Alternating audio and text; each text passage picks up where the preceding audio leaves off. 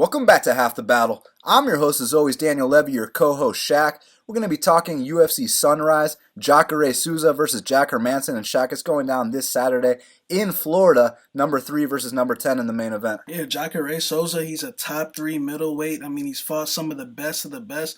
And you got Jack Hermansson, who a few months ago, not too many people knew who he was. And then he comes out here, gets that great submission win over Dave Branch in the co-main event. And circumstances happened, and Yoel pulled out, and now he gets to step in. So it's a great main event. And right now, as you're probably going to hear in the Big Marley Minute, the fight doesn't go the distance prop is minus 600. So someone's going to get finished Saturday night, Shaq. Yeah, more than likely, man. The way Jacare's been striking lately, man, his power. And we know what happens when Jack gets on top. So I definitely see this fight getting finished. For sure. And joining us, our very special guest, this man managed Chris Weidman and John Valanche back in the day. Also sponsored Ben Askren, Daniel Cormier, and Misha Tate, among others. But more importantly, is a degenerate gambler like the two of us.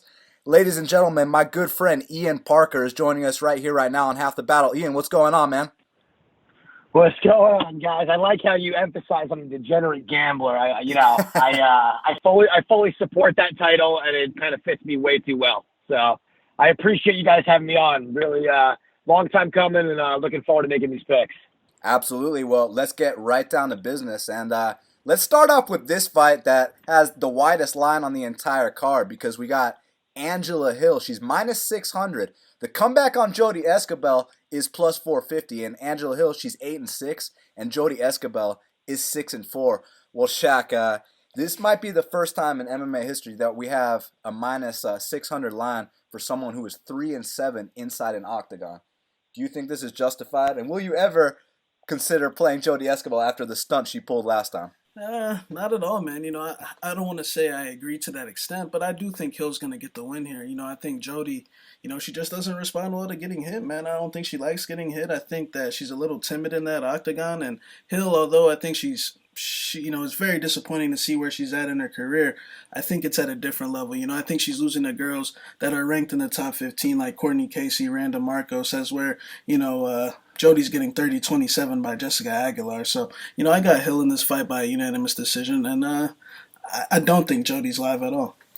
Ian, what's your opinion, man? Because Jodie hasn't quite put it together here inside the octagon yet, but Angela Hill is taking it on short notice. We don't know what kind of shape she's in, and the line is ridiculous. What are you thinking? I don't think even if Angela Hill fought Helen Keller, the line should be as crazy as it is.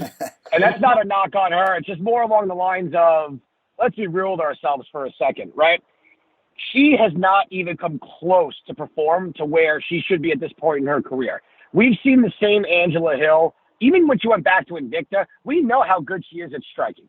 Her takedown defense hasn't got better, yes. Her ground game is off her back is still below average at best. However, and honestly, I don't know how much she's been training or prepping, or maybe this is a fight where she could have been partying her ass off for the last few pay-per-views. You see how she tweets. And maybe she's like, you know what? I can go in there and smoke this girl without even training. And honestly, I think Shaq pretty much said it best. Do I think Esquibel is a live dog? Not really. I would say yes if she was like the 7th fight on this card and we were already like 4-0 on the fights. And I was like, fuck it, let's go put money on her. But if this is the first fight on the card, even in the beginning, man, it's so hard to take Esquibel. Getting dominated by Aguilar at this point, and it's not a knock on Aguilar either. She's still good, but this is the one fight that Angela Hill's lack of evolution in her game is not going to matter. I do think she wins this fight also. How she's going to win the fight, I think she might even finish it. Her striking is pretty good, but this is a gross fight. I'll take Angela Hill just because Esquibel's so bad. Man, Jodie Esquibel burnt us bad. Obviously, in hindsight, why the fuck would we ever bet on Jodie Esquibel? But I was convinced literally anyone could beat Jessica Aguilar in 2018, and it turns out that wasn't the case. Jodie Esquibel pulled a stunt and a half, and now she's plus 450 as a result. And look, here's the reality. You guys said it best. Angela Hill hasn't been performing, but she's still on a higher level than Jodie Esquibel. And even though, we saw her in the bar in Atlanta last week, even though she's taking this off the couch, even though she got finished in the first round less than a month ago, she still should have enough to go out here and outstrike Jodie Esquibel. The way you could potentially make an argument for Jodie is if Angela literally stares at her, and then it becomes a 50-50 fight. But if Angela lets it go like she normally does on the feet, I mean, she should come out here and get this win. So I'm going to go with Angela Hill as well, boys.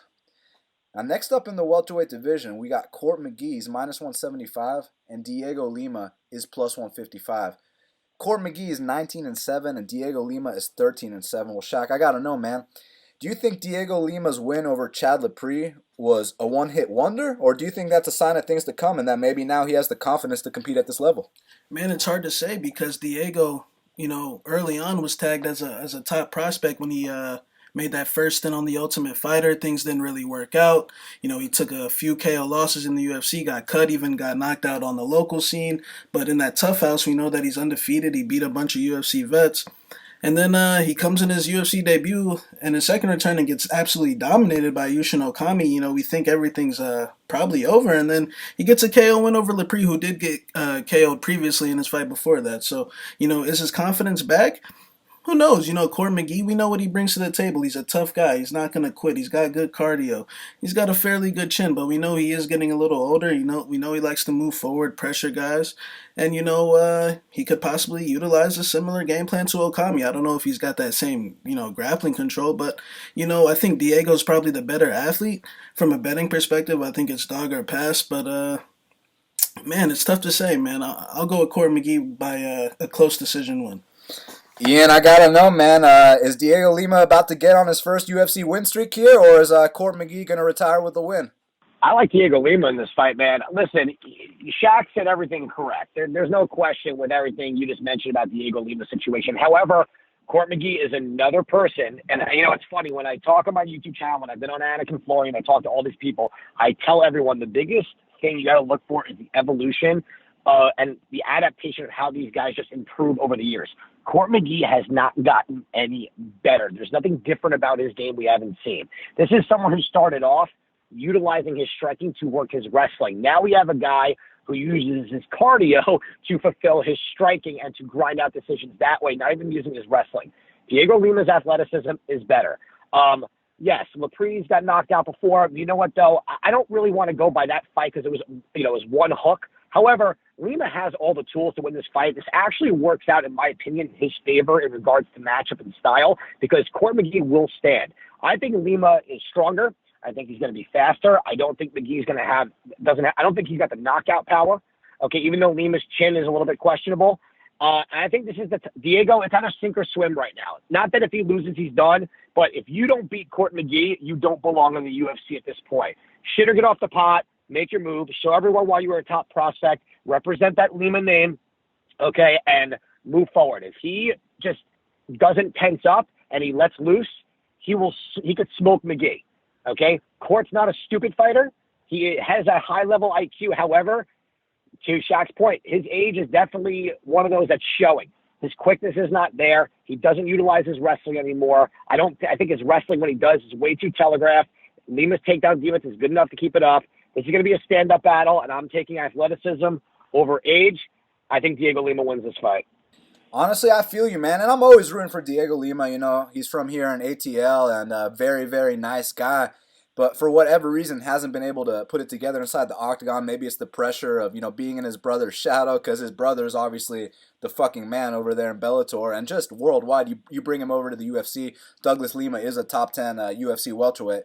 But as far as Dhiego Lima, man, I mean, you gotta put stock into that KO win. The reason why is because he never had that kind of result inside the octagon before. So he never had the confidence of getting to climb on top of that cage. I mean, his only win in about 5 UFC fights was he barely scraped out that one decision over Oliveira a million years ago in Brazil where, he was doing a couple chicken dances. So now the fact that he was able to go out there, get a clean win over the former tough winner and a guy who's pretty damn established in the UFC, a guy that went out there and beat Barberena, that has to elevate Dhiego Lima's confidence. So, and as far as Court McGee's concerned, I think he's a little bit overvalued in this spot because I think the narrative going into the Alex Garcia fight was that Court's on his way out, but Alex Garcia is a guy who's had one knee for the last 5 years, you know what I mean? So it wasn't that much of a surprise that Alex gassed out, 2 minutes into the first round and Court was able to grind him out. So I actually think that this is the spot for Dhiego Lima to come out here and put together his first UFC win streak. I'm hoping he does it, man. So I'm going to pick him here for the upset as well. Now, next up in the lightweight division, we got Jim Miller. He's minus 145, and Jason Gonzalez is plus 125. Jim Miller is 29-13, and Jason Gonzalez is 11-4. Well, Shaq, they're bringing in the 6'3" Jason Gonzalez to fight Jim Miller, and you know for a fact Jim Miller picked this fight. You know Sean lets him pick who he wants to fight, and last time he fought someone that wasn't on, Dustin Poirier, Anthony Pettis, Trinaldo, Hooker. So last time he fought someone that wasn't a top 15, top 20 guy, he ran through them. That was Alex White. Now this is the next time. Do you think that's going to happen again, or do you think the length of Jason Gonzalez is too much?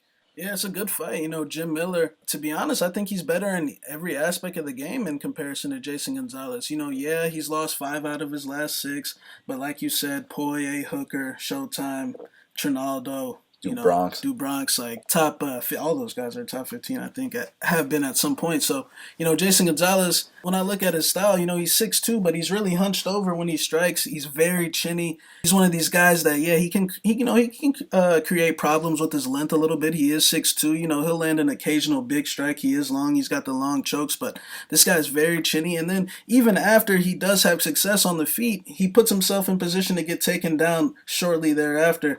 And he finds himself in a bad spot. And, we watch his career, man. This guy's taken a lot of damage throughout, even in the tough house against Abner Lavares, the Drew Dober knockout loss. I think, as long as Jim doesn't get flashed by anything long at range, I think Jim's better than Jason Gonzalez. I think he's got a way better ground game. I think Jim gets the job done here. I think this is a drop down in competition.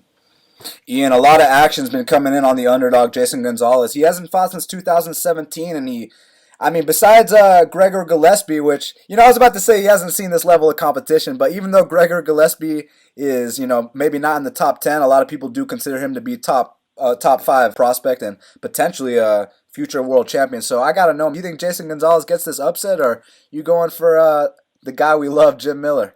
Well, number one, Gillespie is a step up in competition, I believe actually ahead of Jim Miller at this point in Jim Miller's career. However, I think the one thing that, Shaq, you hit every point that you could possibly hit, really, to give it Jim Miller the vote, which I do think Jim Miller wins this fight. Here's the biggest key, though. Does Jason Gonzalez possess anything that Jim Miller hasn't seen before? The answer is no. He's fought Oliveira. He's fought tall. Everyone's taller than Jim Miller. Everyone's taller than Jim Miller. So what's the difference here? I would say Gonzalez actually kind of impressed me, again, when he fought Gregor, in regards to his toughness. He did get himself out of a lot of jams, but, Gregor just fought as Gregor fights, and he's just so good. Because the size situation is concerning for me in regards to Jim. The athleticism as well. I just think Jim is too smart to let someone like Gonzalez beat him at this point in his career. I think the UFC is giving this to Jim pretty much for one of two reasons. Either to get someone like Gonzalez that maybe they do value as a prospect, a good name like Jim Miller in the win column, or giving someone like Jim Miller probably his lowest competition to date, right? And with that, letting him maybe ride into the sunset with a win. I don't know. I'm going to go Jim Miller because I do think he's going to follow the path of least resistance, which will be taking Gonzalez down. Miller's submission game on top is still very, very strong. I like Jim Miller here. I really hope Jim Miller wins. I've been a huge fan of him and his brother for a long time. I'm an East Coast, New York, New Jersey guy. So I think Jim has the tools for this fight. I don't know if Gonzalez has anything Jim hasn't seen. That's really what's kind of getting to me. The size, to Shaq's point, throws me off a little bit. But Jim's smart. He's not stupid. He's not going to try and get in a range boxing fight. We know what he's going to do. He's going to get inside. He's going to try and take him down. I wouldn't be surprised if you see him sneak a rear naked choke in the middle of the first round. And I'm going to complete the hat trick, boys. I'm going to go with Jim Miller as well. Look, when this fight was first announced and I saw the betting line, I was interested in Jason Gonzalez, but then you watch the tape and it's like, man, like Shaq was saying, he might rock you, and then 10 seconds later, 2 seconds later, he's on his back. And I feel like his performance in that Gregor Gillespie fight is vastly overrated, man. It won fight of the night, and people are acting like it was this back and forth fight. I saw a one-sided ass whooping in there, man. I mean, you're telling me a 6'3" guy landed one uppercut in a fist fight. He got all his head kicks blocked, and now we're going to act like he had this great performance against Gregor Gillespie, which just wasn't the case, man. He got mauled bell to bell, so... And that was the last time we saw him. I mean, ever since then, he's been repairing his separated AC joint in his shoulder, man. So, listen, I know Jim's at the end of his career, but the last time he had this level of competition was Alex White, and he ran through him, man. So, I see him dangling off the neck of Jason Gonzalez and getting a submission. Now, next up in the lightweight division, we got Gilbert Durinho Burns. He's 14-3, and Mike Davis is 7-1. Currently, they got Gilbert Durinho Burns minus 270. The comeback on Mike Davis is plus 230. Well, Shaq, we even went on record and said that Sodiq Yusuff versus Mike Davis was one of the best fights, if not the best fight, in Contender Series history. Well, now Mike Davis finally makes his UFC debut, and it's against no cupcake either. It's against the perennial top 20, Gilbert Durinho Burns, who seems like he's making improvements every fight. Yeah, maybe top 30. Do you think Mike Davis is ready for this step up in competition? Mike Davis, I think I was on the record to say that I thought him and Sadiq should have got contracts that night they were on Contender Series. So it's good to see him get in the big show. Now, Gilbert Burns seems like he's been doing his thing lately, man. Seems like he's been getting better fight to fight. But, it seems like he's been getting really good at timing that right hand and dropping these guys and then, utilizing his jiu-jitsu and overwhelming these guys. But really look at his competition level, man. We're talking Jason Sago, not in the UFC. We're talking Dan Moret, about to not be in the UFC.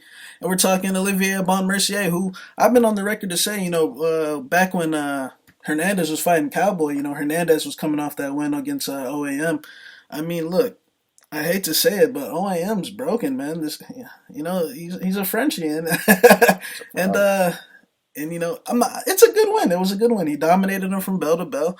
But, it's more of the same. It's like Gilbert doesn't like getting hit. I still agree with that. I still think that he has the tendency to get overwhelmed by volume. And then against these guys that he's been fighting, like Dan Moret and Sago and, Sayuski and these guys, he's able to do his thing. And, I feel like Mike Davis, low-key, is a step up in competition. If you watch that fight with Sodiq Yusuff, personally, I think Sodiq Yusuff's the top prospect at 145 pounds. The fact that he didn't get knocked out in that fight was very impressive. He showed his toughness, and he had moments in that fight as well. I think he's a long striker, and I think he creates a lot more problems in comparison to Gilbert's past opponents. Now, of course, Gilbert's got the advantage on the mat, and the big question here, what if he decides to shoot? But, when you look at his takedown accuracy, it's only 37%. I think he shoots from really far out at times.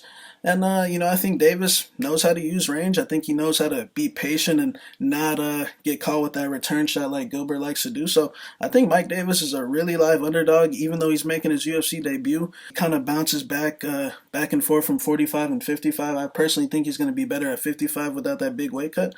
So I actually think there's value on Davis in this spot. He's like plus 230. I still think Gil doesn't like getting hit. We saw that in the Hooker fight, what happened when long guys stood in the pocket, a real striker, a higher level striker, and Hooker was able to take him out in round one. Of course, there's a chance Gilbert does his thing here, but, I'll go with the upset. I'll take Davis. Bold pick from Shaq.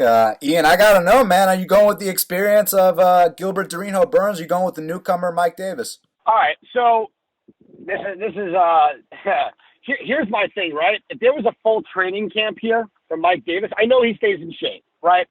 But let me tell you something. From being in this world for a really long time, that there's a big difference in being in shape and being in fight shape, training for someone specifically. And, it's funny. We talk about guys' past opponents. First off, I don't think OAM was that bad. He was on quite a fight streak, and then he lost. We're talking about a guy that was winning the fights that they were putting in front of him. Was he knocking people out? I mean, he finished Evan Dunham at the time, and Dunham was on a winning streak, and everyone was like saying, oh, Dunham's getting his second win in his career, and then OAM comes in and finished him, which obviously no one was expecting in regards to the way his style is. If you remember that Dan Hooker fight, number one, I don't think Dan Hooker is actually a better striker per se than Gilbert Burns. If you watch what Dan Hooker does, he's a little wild. And if you remember, Gilbert Burns actually dropped him first. Hooker then recovered and dropped Burns. That's why the fight was so fucking insane. You know, and that's why when I talked about the fight with Barboza, I was loving that Barboza was an underdog because everyone was overvaluing Hooker way too fast. I think we're overlooking Burns here a little bit. Guys, you got to remember something here. And Shaq, you made a lot of great points, but remember, I think you're focusing a lot on Mike Davis' stand-up game and the Yosef fight. Listen, I know you guys are big on that guy, but in his last fight, he was tested by someone that shouldn't have given him that much. I mean, we're talking about that fight went to the third round.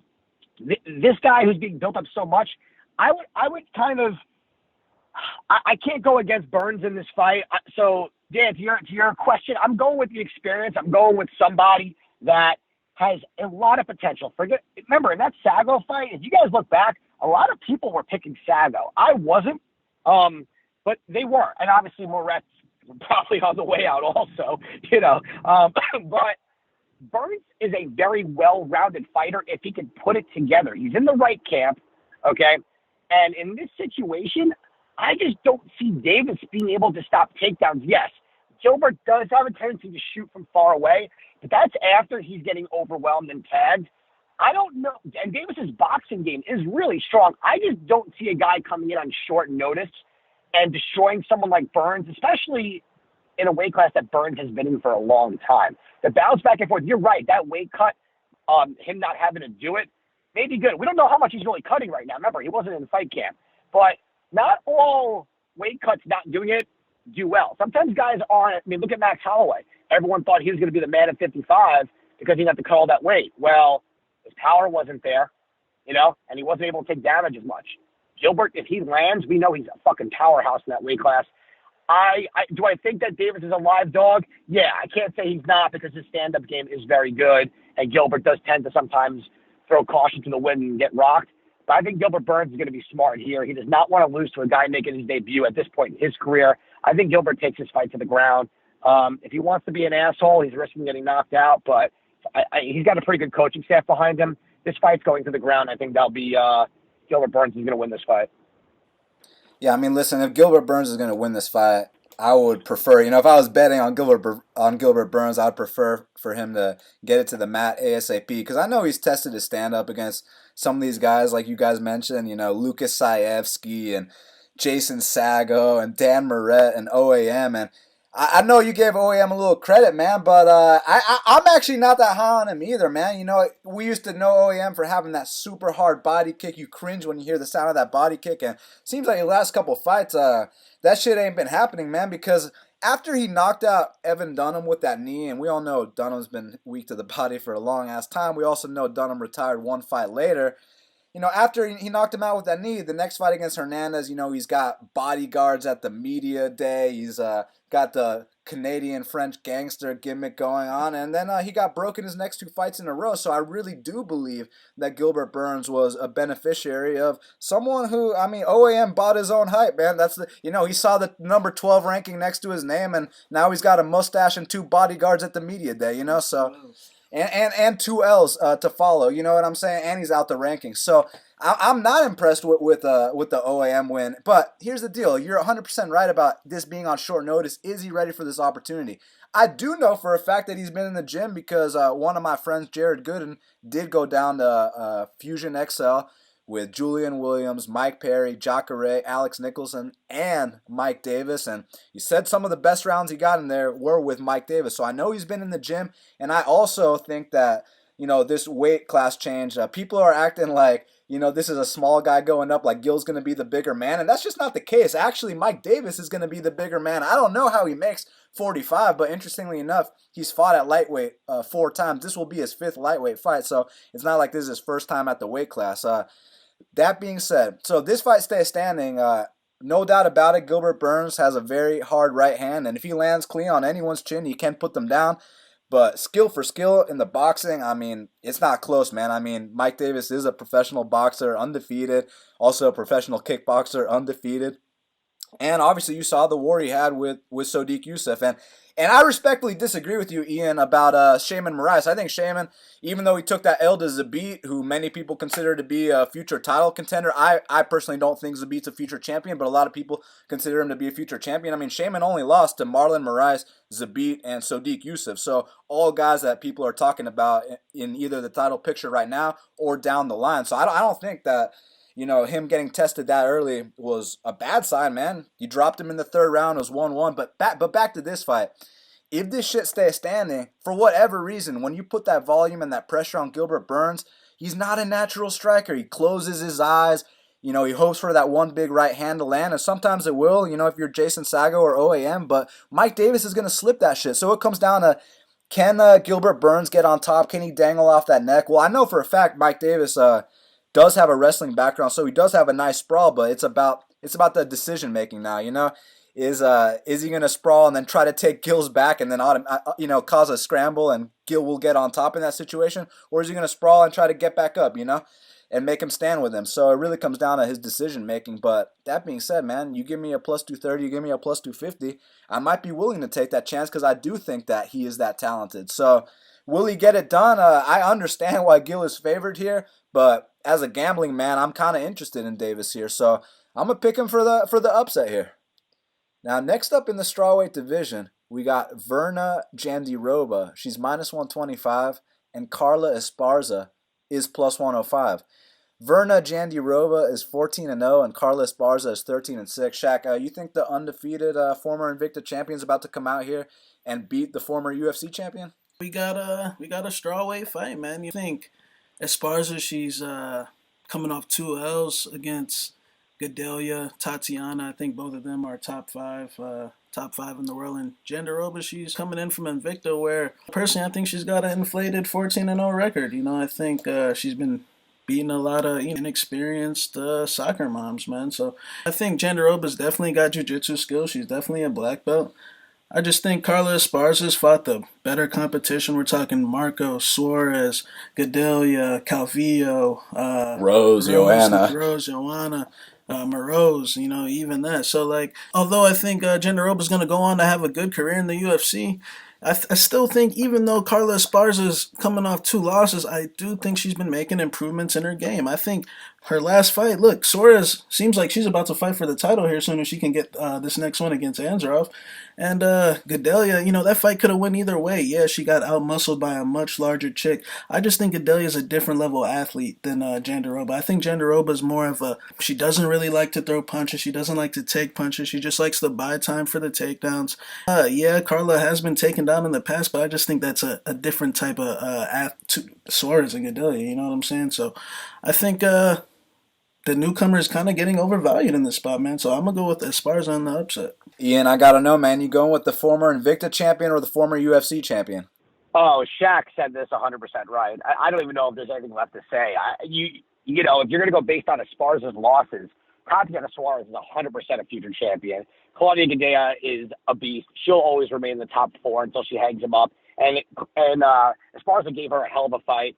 That came down to the athleticism at the end, and it could have gone either way. I was shitting my pants because I had Gadelha that whole fight. I think Esparza wins. I really hate when they bring these women over from Invicta that are 14-0 and they overvalue them. And Esparza, look who she's fought. I mean, I don't even want to repeat everything you said, Shaq, because honestly, I don't want to take anything away from you. Dude, you hit that on the fucking head. This is Esparza's fight to lose. I'm very surprised they're actually throwing in the newcomer with her this early. I think it's a bad move. You're trying to promote fresh new blood. I mean, you're going to promote the champ from Invicta. Give her someone that's not going to put her on her back. Esparza's not getting submitted from the top. That's the one thing I'll tell you, and that's the only thing maybe Shaq you might have left out because everything else you hit was really spot on. Esparza is not going to get submitted from the top. She's a better wrestler. I think her experience based on the competition, like Shaq said, I got Esparza all day in this fight. Yeah, this might be like the women's version of Ricky Simone versus Hani Yaya. You got the wrestler and Carla Esparza that's going to look to keep this on the feet, actually, because her boxing has improved. I mean, we used to laugh, oh, Cookie Monster. We thought it was this joke, but she's been improving, man, even in these L's. A couple weeks ago we were talking about how Khalil was taking a couple L's, but we still saw some improvement compared to his earlier UFC career. I feel the same way about Carla Esparza, man. That Claudia Gadelha fight that arguably went her way. I mean, in my opinion, I scored it for Carla Esparza. And the Tatiana fight, look, I mean, I was wrong about Tatiana in the past, but now I agree that, she's either going to challenge for the title or potentially be a future world champion. And just the physicality, I mean, it was two wrestlers going against each other. One was way bigger than the other. And with Jandiroba, I mean, look, I respect her Brazilian Jiu-Jitsu black belt. Obviously, if you're betting on Carla, you do not want Jandiroba to take her back or to get on top of her. Well, we don't know what's going to happen if that's the case, but I do think that Carla Esparza's wrestling background and her UFC experience are going to play dividends here. So I'm going to pick her to win by decision. Now, next up in the heavyweight division, we got Augusto Sakai. He's minus 145. And Andrei, the OG Pitbull Arlovski, is plus 125. Augusto Sakai is 12-1. Andrei Arlovski is 27-18.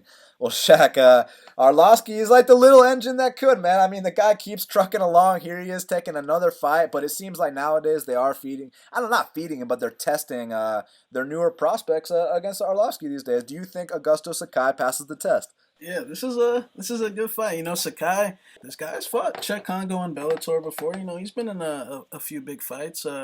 His fight with Chase Sherman, that was a pretty good performance. Sherman's job was on the line. He came through as the favorite in that spot. Arlovski, we bet on him against him in his last fight against Walt Harris. Split decision. Arlovski, look, he's changed his style a little bit. He definitely doesn't exchange as much as he used to because we know why. His chin can't last. And when you really look at his last few wins, we're talking about Stefan Struve, who's retired now, and we're talking about Junior Baby Albini, who man, how many L's does Junior have in a row? 3? I feel like the big worry in this fight is what happens if it goes to decision. What happens if this is a slow fight?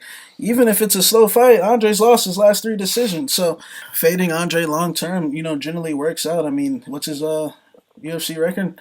I don't know, but he's 2-8 in his last 10. Exactly. So, although I honestly feel like Sakai has the possibility to knock him out, we're talking about a guy who cuts to 265. And I feel like a lot of, in Arlovski's recent fights, man, these guys, he kind of makes the fight look a lot closer than what it really is. He's able to, maneuver in the clinch a little bit and stall and kill time and just make things look a little closer. But he still loses. He's putting himself in a position to not do enough when it goes to the scorecards. That's why he's been losing the decision. So I think the same thing's going to happen here, but I do think there's a possibility of a knockout. I mean, Andrei hasn't gotten knocked out in a while, and we know at heavyweight anything can happen. Yes, Sakai does stand right in front of him. He's not the fastest, and he has had moments of inactivity in Bellator in that Czech Congo fight. But, the way he looked in his last fight, I think he's got a slow, methodical style to maintain it if he shows up. And I think he can put Arlovski away or just land the harder shots throughout the 3 rounds, get more wobbles. So I think Sakai wins this fight by decision or knockout. Ian, what are you thinking for this heavyweight fight, man? You going with Arlovski or Sakai? It's just so hard to bet on Arlovski at this point. It's to Shaq's point, he keeps losing decisions. He's not changing his game up to advance. It's amazing that they've let him hang around this long. I guess in his last few fights, he's been losing by decision. He hasn't really taken that much damage, but we have seen him in the past really take a lot of damage. His chin is really not where it used to be, obviously, and a guy like Sakai's got a lot of power. I have a hard time taking Arlovski. I almost want to see him lose by decision and walk away at this point. I feel like he's proven everything. He's been the champ before. He surprised a lot of people in the Travis Brown fight when he was supposed to get demolished, and now it's supposed to be Travis's comeback situation.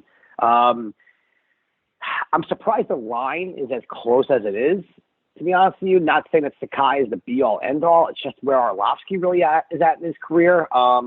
He fought better I think the fight against Walt Harris was more Walt Harris being overly conservative, just trying to guarantee himself a win, and not really going for it, because when Arlovski does hit you, you feel it. But I'm with Shaq. I got Sakai in this fight. As much as I'd like to see Arlovski win and retire, I just don't really see that for him anymore. It's just the way he fights, it's just too predictable. He's too hittable. It's amazing that he's able to go 3 rounds. His cardio is still all right. It's just I just don't see him winning this fight. Like I said, I think him being too predictable. He's slow. I got Sakai in this fight also. Yeah, I mean, look, if you fade Andrei Arlovski pretty much every fight, you will be up. I mean, look, he's 2-8 in his last 10. I respect the guy. I mean, former UFC world champion, still trucking along to this day. The fights are close decisions, but I mean, when we bet on Walt Harris, like you guys said, it wasn't because Andre did something great. Walt, for whatever reason, doesn't pull the trigger in his big fights. I don't know what it is, man. I didn't tell him not to pull the trigger that night, and hey, he still won a split decision. And with Augusto Sakai, I feel like he's been getting a lot of heat from the fans that, oh, his technique is this, it's that, it's ugly. I mean, honestly, I think his Muay Thai is kind of solid, man. I mean, he might sit back for a minute at a time, but when it's time to go, I mean, he mixes his punches to his kicks very nicely. I mean, I can tell the guy's been putting in work, with that Muay Thai, and obviously his ground game ain't half bad either. You saw him finish Chase Sherman with that ground and pound, and he knocked him down prior to that as well. I know it's Chase Sherman, but so what, man? I mean, Andre's lost fucking 8 of his last 10, so you know what I'm saying? But yeah, I'm gonna go with Sakai here, and I mean, I guess I'll look like an idiot if Andre wins, but I think the line could be a little bit wider as well. And next up in the welterweight division, we got Takashi Sato. He's minus 210, and Ben Saunders is plus 175. Takashi Sato is 14-2, and Ben Killer B. Saunders is 22-11. Well, Shaq, Takashi Sato, interestingly enough, he had that war with Glaico França in Pancrase. We took notice of him there. We were like, man, this guy is very tough. He tried out for the team in Singapore. It didn't work out. But now he's making his UFC debut against Ben Saunders. I respect Ben a lot, but you think he can turn back the clock and get one more win here, or is it canvas nap time? Man, I'm looking forward to this fight a lot, man. It looks like there's a lot of back and forth action, a lot of different opinions. Sato seems like he's definitely earned his way in the company. Like you said, he fought Glaico França, got tapped out. He had a very exciting last fight. He got dropped in that fight and ended up coming back and winning. But, Ben Saunders, I'm a fan. I love his attitude. I love his spirit. I love his knees in the clinch, but, man, when you really think about all the KO losses he's had, man, we're talking Douglas Lima twice, Cote, Juban, Sabata, who had 0 KOs at that point, Lyman. I know you remember that Sook one back in the day. Douglas twice. I mean, he's had some brutal KO losses, and I think, skill-wise, in comparison to Sato, this is one of Ben's easier fights. Like all the guys I just said, all those guys are, a lot better than Sato. If I had to compare Sato to someone, I would compare him to Keitaro, you know what I'm saying? Like, how comfortable, not saying that, they're the same fighter, but like that level fighter, you know what I'm saying? How comfortable would you feel like if Keitaro was fighting Ben Saunders? So I got to go with Sato. Like I said, I think Ben, honestly, like I've discussed with you in the past, I think he could hang him up like, he was saying about Arlovski. I feel like the damage he's taken is really bad, but, I feel like in this particular matchup, Ben might be conscious a little longer comparison to these last few fights. I mean, Lyman good. I mean, that guy, just look at the muscles in that guy, and just the guys he's been fighting are way better than Sato. So, although I do think Ben is going to be conscious, and he might even make it to the third round, I think it's going to be real back and forth. I wouldn't be surprised if Sato got wobbled either. He is chinny as well, but, I think he'll use his in and out movement to eventually land a straight left or something around Ben's ears, or eventually Ben will wobble, but I think it's going to be a great fight. But I got to go with Sato. Ian, man, you going with Ben Saunders to go out on a win, or you think the newcomer's going to win by KO? Dude, I think the only reason why Ben Saunders is on this card is because he's fighting in his backyard. It's literally where he lives. I know he trains in Orlando now. It's tough, man. It's tough to see a guy like that who I thought had so much promise from the show, just because you don't see too many guys of that size at welterweight with that frame that are so good at kickboxing and Thai. And then on the ground, they're so flexible and their jiu-jitsu is so creative and he keeps evolving. It's crazy to me that a guy with that type of ground game is so willing to just not utilize his range. I mean, what was it against Ellenberger? Was that the last time that he did that? Every other fight, he's getting knocked out here and dropped there. And it doesn't take a whole lot. Again, it's other than Arlovski is losing by decision, Ben's literally getting crushed in all these fights. You got a guy making, who's coming in, is hungry. It's hard not to go with the favorite here. It's also really hard to bet on Ben and really think that he's going to all of a sudden change his style just to try and conservatively get a win. Because if that was the case, I would try and take the guy down and get on top and work your top game and use your legs and be flexible. I'm going Sato here. I can't take Ben for all the reasons that Shaq said, everything that I'm agreeing with him on. I just hope he doesn't get knocked out. Yeah, man. I mean, look, Takashi Sato making his UFC debut. He kind of has the southpaw karate style.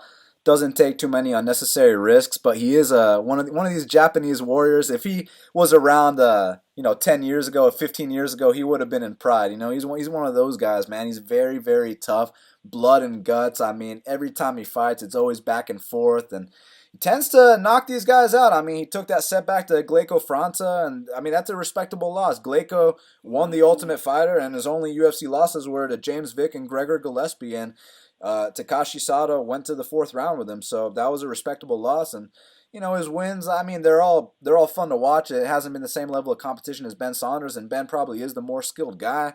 But man, that chin of Ben Saunders is going to let him down once again, and it's sad to watch, man, because the guy is very, very skilled. Like you mentioned, his rubber guard, his jiu-jitsu off his back, the elbows from his guard, also the knees in the tie clinch. I like the fact that he's always throwing that body kick. I mean, Ben Saunders is a very fun guy to watch. He's paid his dues the whole bit. But man, he keeps getting knocked out every single fight, and even the ones he doesn't get knocked out, like Kenny Roberts, man, that was bad. He basically got knocked out there. You know what I mean? So listen, I gotta go with Takashi Sato. At some point, he will catch Ben Saunders and knock him out.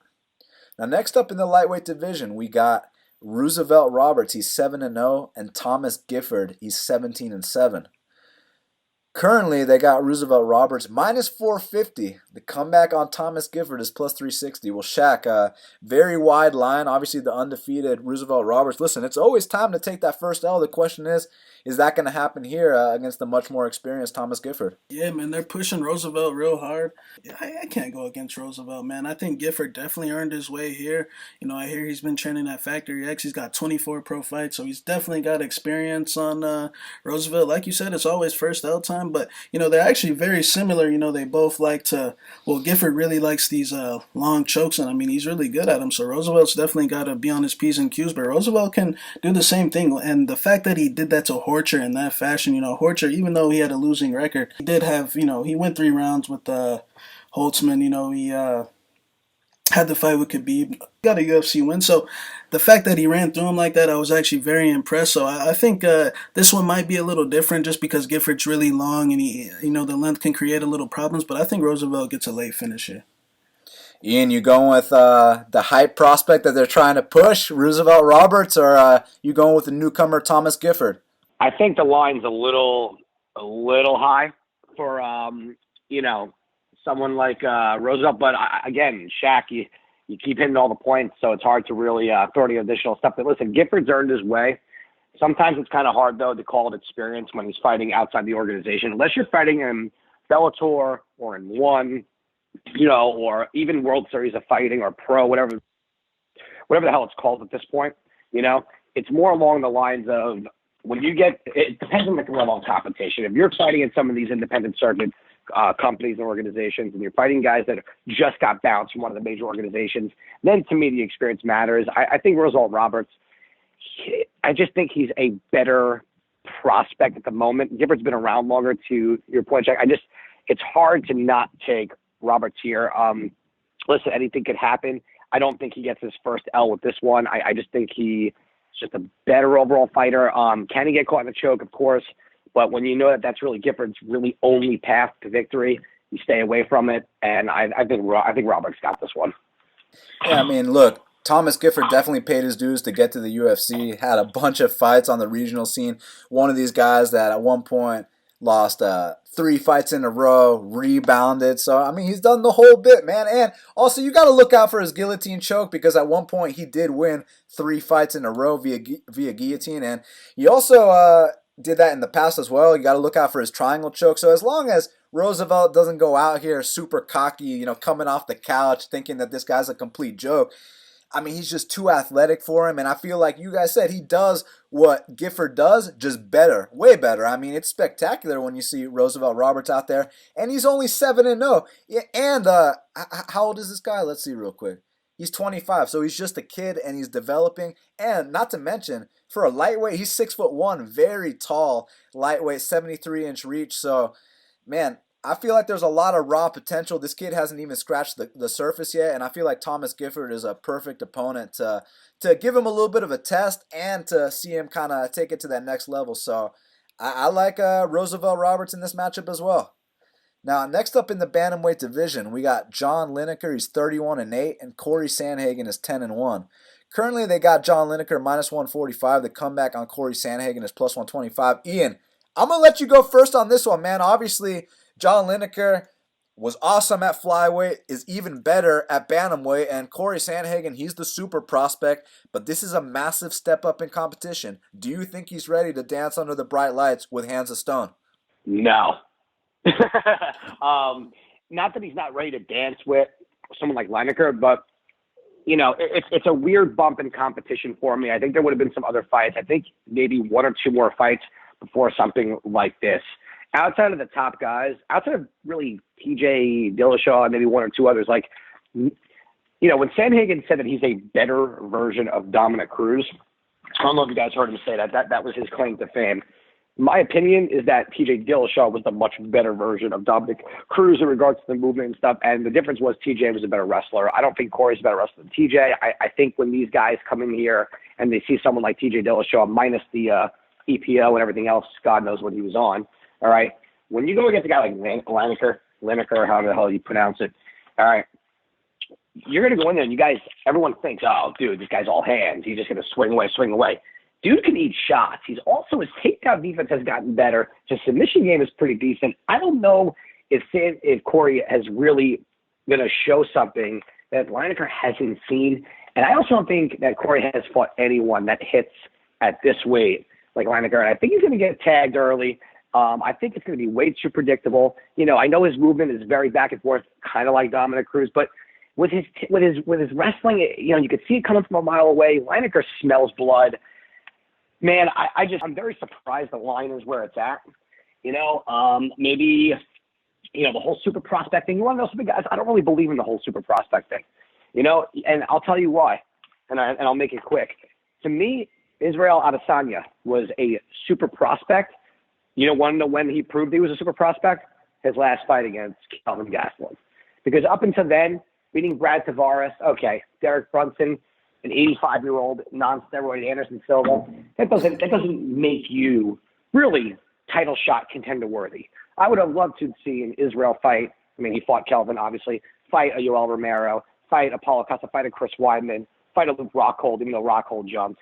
I think Cory's going to be very surprised when he gets hit by someone like Lineker at this weight class. I'm going Lineker. I think Cory does have the athletic ability to make this work, but dude, Lineker just surprised me with his cardio. I do think he keeps getting better and better overall. It's hard to bet against him at only minus 145. Real quick, Ian, you said TJ Dillashaw was the best bantamweight of all time. Dominic Cruz beat TJ Dillashaw, right? I never said that. I didn't say he was the best of all time. I said that I thought TJ was that Cory said he was a better version of Dominic Cruz. And I said the only person that I felt was a better version of Dominic Cruz was TJ Dillashaw. Yes, I am aware that Dominic Cruz did beat him in that decision, which if you scored that, I scored that fight for TJ. Doesn't really matter either which way. I didn't say that TJ is the best fan of all time. If I did say that, that's not what I meant. I meant that in regards to the style, who took Dominic's style and pretty much evolved it with TJ Dillashaw. So that was where I was going with that. My fault. I didn't mean to twist your words or anything. But when I heard better version of Cruz, I was like, but Cruz beat him. So no, but it's all good. I feel where you're coming from. But Shaq, Lineker and Sandhagen, I mean, this fight, they've been trying to make it for a while. Now it's finally going to happen. Is Sandhagen ready at this point right now to defeat John Lineker? Yeah, I mean, he hit some good points, man. I feel like Sandhagen probably could have had a couple more fights before this. He was actually supposed to fight Thomas Almeida first. I feel like that would have probably been a better step. But hey, they think he's ready for Hands of Stone. And Hands of Stone, this is a guy that at one point in his career was ranked number 2 in the world when he fought TJ Dillashaw. So I mean, he's seen the top of the mountain. He's fought some of the best, and he's definitely got the experience here. It seems like in Sandhagen's 3 fights, in 2 of them, I mean, let's be honest here. He was just out there having fun against Austin Arnett and a newcomer in Mario Bautista. Definitely showed some good skills. You definitely don't see submissions like that too often, and Lineker has shown a weakness on the mat in the past. But like you said on the feet, man, I do have concerns if he can take the power of Hands of Stone. You know, we've seen Hands of Stone in similar matchups like this in the past against prospects like Marlon Vera, and, you know, the power overwhelmed them. Let's not forget the Robbie Font fight back in the day in Brazil. I mean,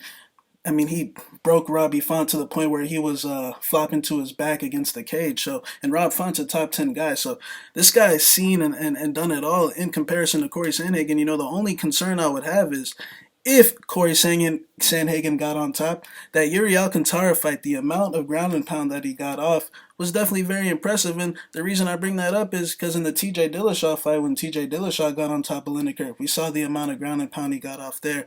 And Lineker wasn't able to get up, and that's been a weakness in his game. So, you know, can the poor man's version of TJ Dillashaw, Cory Sandhagen, you know, utilize the same game plan?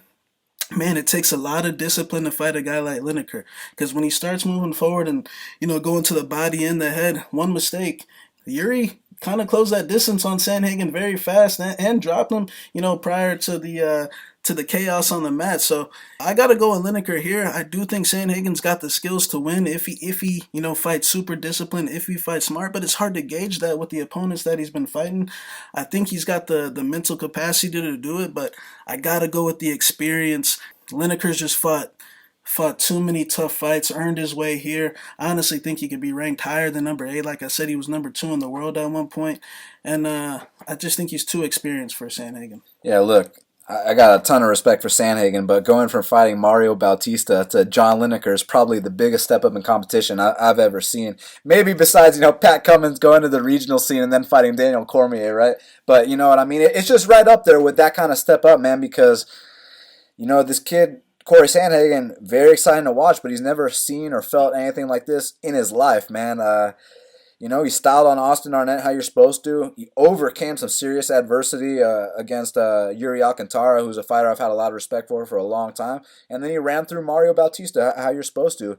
But, man, the thing here is, I know people are going to talk about the height and the reach advantage, but everyone's got a height and reach advantage over John Lineker, so it's really not that big of a deal. And this kind of, even though this guy has a very different style than Robbie Font, he kind of has that same feel to it, man, where, you know, Rob Font was the hot prospect, but at the time he hadn't really fought anything. He was still developing, had to pay his dues inside the UFC, had to take that first UFC L.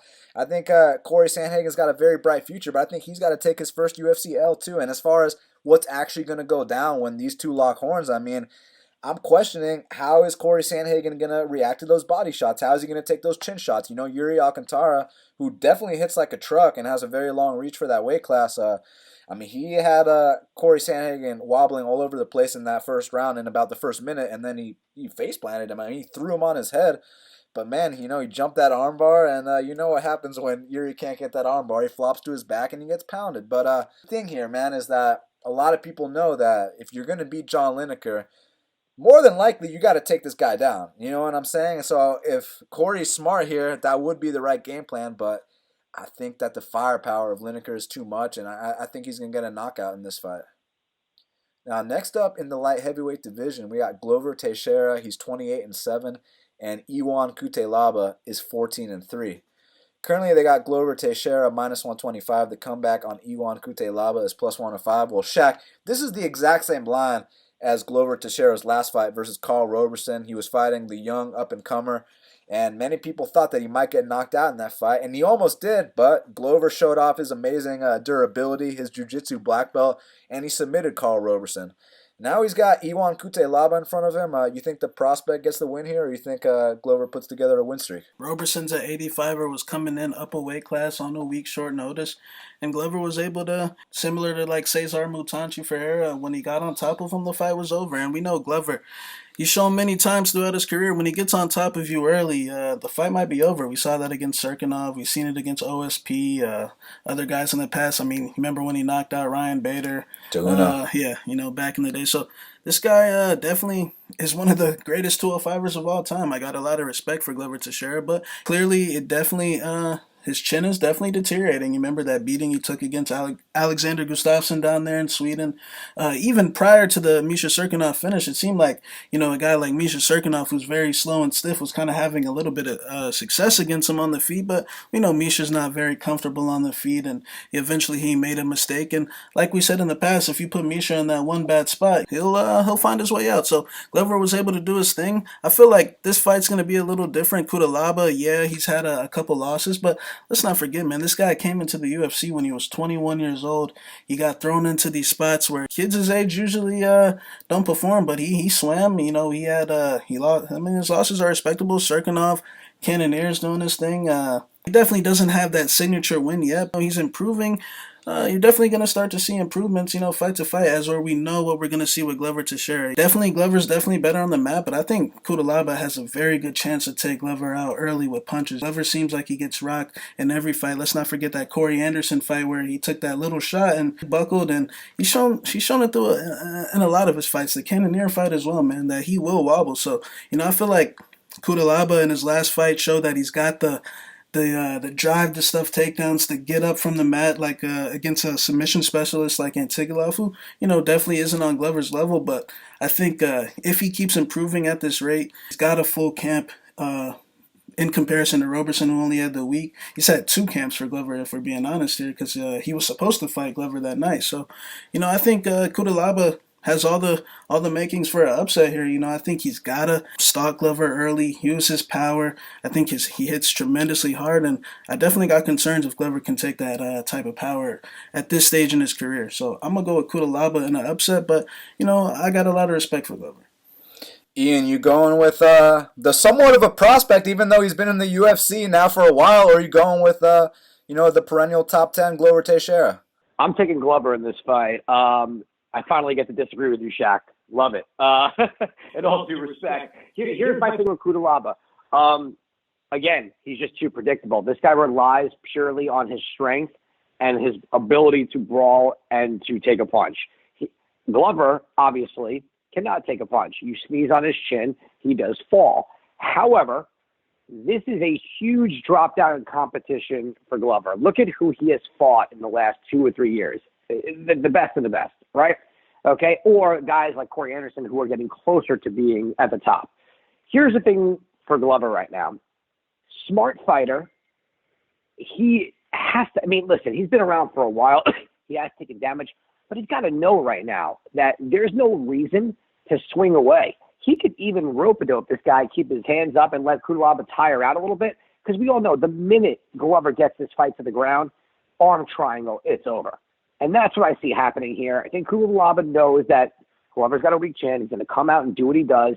Shaq, I've gotten a little bit better at getting off the mat, but look who we got off the mat against. Yes, it was a submission specialist, but not to someone at the extent of Glover. Glover Teixeira has been around a while. For God's sake, it took Glover forever today to get to the UFC, and everyone kept saying, obviously it was the visa issues. And what's funny is if you remember when Tap Out used to do their show, Glover was one of the guys that they featured, along with Cowboy Cerrone and a few other guys. So he has been around a while. I would be shocked if Glover doesn't take him down in the first 2 minutes off of, a wild punch from Cutelaba. And the minute that fight goes to the ground, I don't think Cutelaba is getting right back up. If he's against the cage, he could power his way up. But I just don't. He doesn't have the jiu-jitsu. He doesn't have the wrestling, the defensive wrestling to make this happen. Yes, can he land? For sure. I am just going to go based on the fact that Glover is not a stupid fighter. Remember, when he's been dropped and knocked out, it hasn't been due to brawls. It's been that a guy like Gustafsson's just a better striker. Other guys have landed top-level competition. I just don't see Glover not taking this fight to the ground and winning. So I'm going Glover. I don't think Cutelaba is ready for this fight. I don't think, listen, you could train as much as you want. You cannot become a wrestler overnight. There's one guy in the history of Earth that didn't wrestle his whole life and became an amazing wrestler, probably the best ever in mixed martial arts. His name is George St. Pierre. Other than that, you just cannot learn to just all of a sudden become an amazing wrestler. It's years and years and years. And that's what he will need against someone like Glover, who has very good takedowns, especially in the clinch, especially when he's off his back foot, waiting in the exchange. I got Glover by submission in this fight.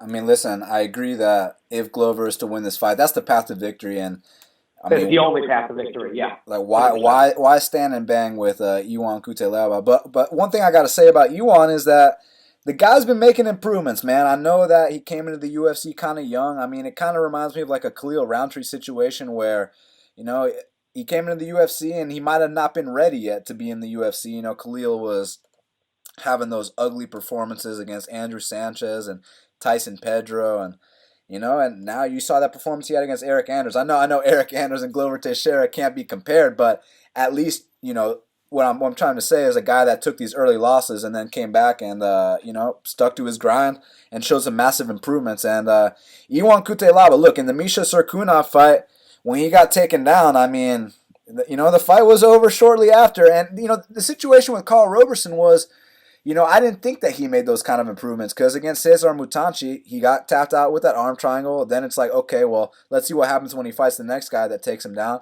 Well, guess what happened the next time he fought someone that took him down? Glover Teixeira got him in that arm triangle as well. So it didn't seem like Carl Roberson made those improvements, whereas Iwan Cutelaba, when he fought Misha Serkunov, okay, the fight was over. He got arm triangled there. But then when he fought Antigulov, and I know Antigulov, he's got really ugly stand-up, but one thing we can agree on, I mean, the guy had like 15 to 20 submissions on his record or something crazy like that. When Antigulov gets on top of you, I mean, he's Russian. The guy tends to finish fights, and he got on top of Iwan Cutelaba in the center of the cage on that Bud Light logo. I think it's Modelo now. Iwan went all the way from the center of the cage. He was able to shrimp all the way back to the cage itself. So that to me shows that he actually has been, working on that part of his game. He has been addressing his weakness. And while, I don't think he's going to come out here and pull off a triangle choke or a guillotine against Glover or any shit like that, I do think that if he stays calm and doesn't do something stupid, he can potentially get back up to his feet. And from there, man, I mean, Glover, a couple years ago, he wins this fight easily, but man, his chin is barely hanging on, and Carl Roberson almost had him out. I think that Iwan Cutelaba finishes the job here, man. Man, it was crazy how in that Roberson fight, I got to give Glover Teixeira a ton of credit here. 10 seconds into the fight, he's almost getting knocked out with those Travis Brown elbows. Carl Roberson mounts him. He's got one of his arms trapped. He's pounding away. And then a couple seconds later, it's Glover who's on top in full mount. I was like, God damn, like, the dude's a dog. The dude's gritty. The dude's a legend. I got so much respect for him. But all those fights, and you're right, he has been losing to the best guys in the world, but he's also been taking damage from the best guys in the world. And, these weren't, close competitive fights, man. I mean, Anthony Rumble Johnson KO'd him stiff in 13 seconds. That has to diminish your chin. Alexander Gustafsson, I mean, he knocked his head into the 10th row. And Corey Anderson, a guy who's not known for his power. As much as I like Corey Anderson, he's one of the most improved fighters in the light heavyweight division. I completely agree.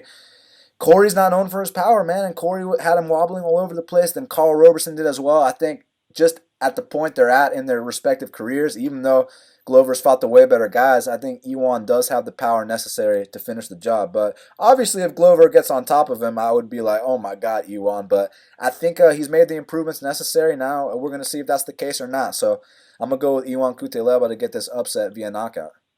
Next up in the heavyweight division, because we know Oliveira and Perry's the real co-main event, we got Greg Hardy is minus 345 and Dmitry Smoliakov is plus 285. And Greg Hardy's 3-1 and Dmitry Smoliakov is 9-2. Shaq, normally if you see an off with that kind of number next to his name against Greg Hardy, you want to take a look. But I did take a look, and Dmitry Smoliakov's getting pounded out by Cyril Asker, and he's doing the whole bit. They kicked him out the UFC. Now they're bringing him back just to fight Greg Hardy. Do you think Greg Hardy gets DQ'd here, or do you think he finally gets his first UFC win? Yeah, Smoliakov, I mean, man, his 2 UFC fights have definitely been, wow, he's definitely on the bottom of the totem pole when we're talking about Russian fighters. And, I mean, when you look at his fights prior to him getting into the UFC, I mean, he didn't fight anybody. So when he got to the UFC, he got exposed. But, now he's getting a fight, relatively on his level. Greg Hardy, do I think if the Alan Crowder fight continued, would he have won? I don't know, because Alan Crowder won the first round, man. And Alan Crowder is, yikes, man. He's got the ankle sleeves on out there. And, I mean, he won that first round straight up against Greg Hardy. So we know Greg Hardy's still developing. I feel like Smoliakov runs himself into the ground really fast. I mean, that Asker fight.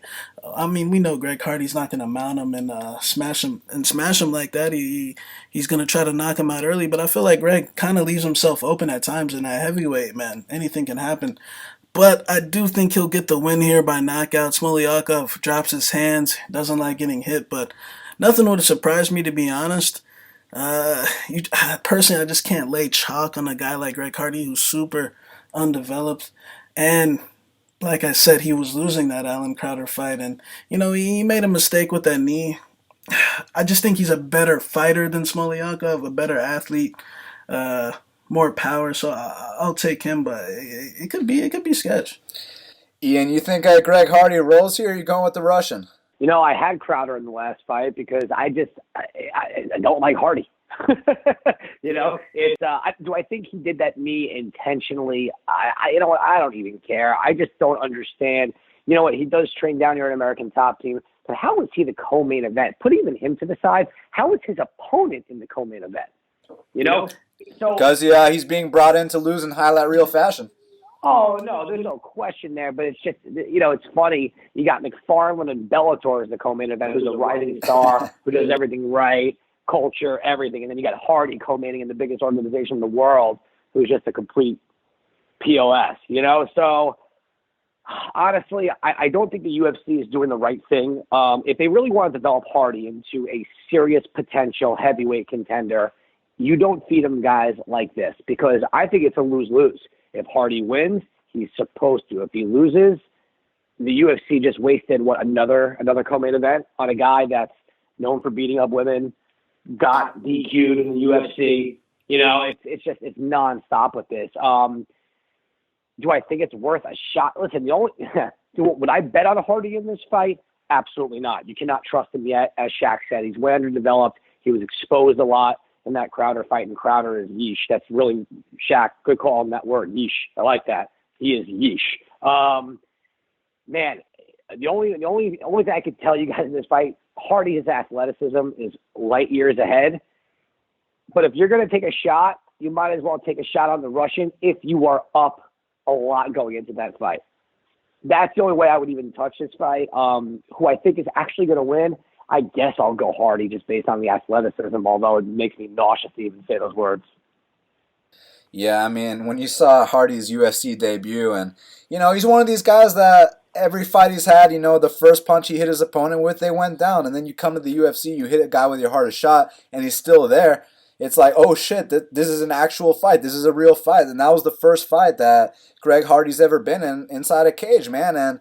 And he lost to Alan Crowder, It's kind of embarrassing. But Dmitry Smoliakov, man, I mean, I know Cyril Asker and all that, but Cyril Asker, I mean, who you got between Cyril Asker and Greg Hardy? Real talk.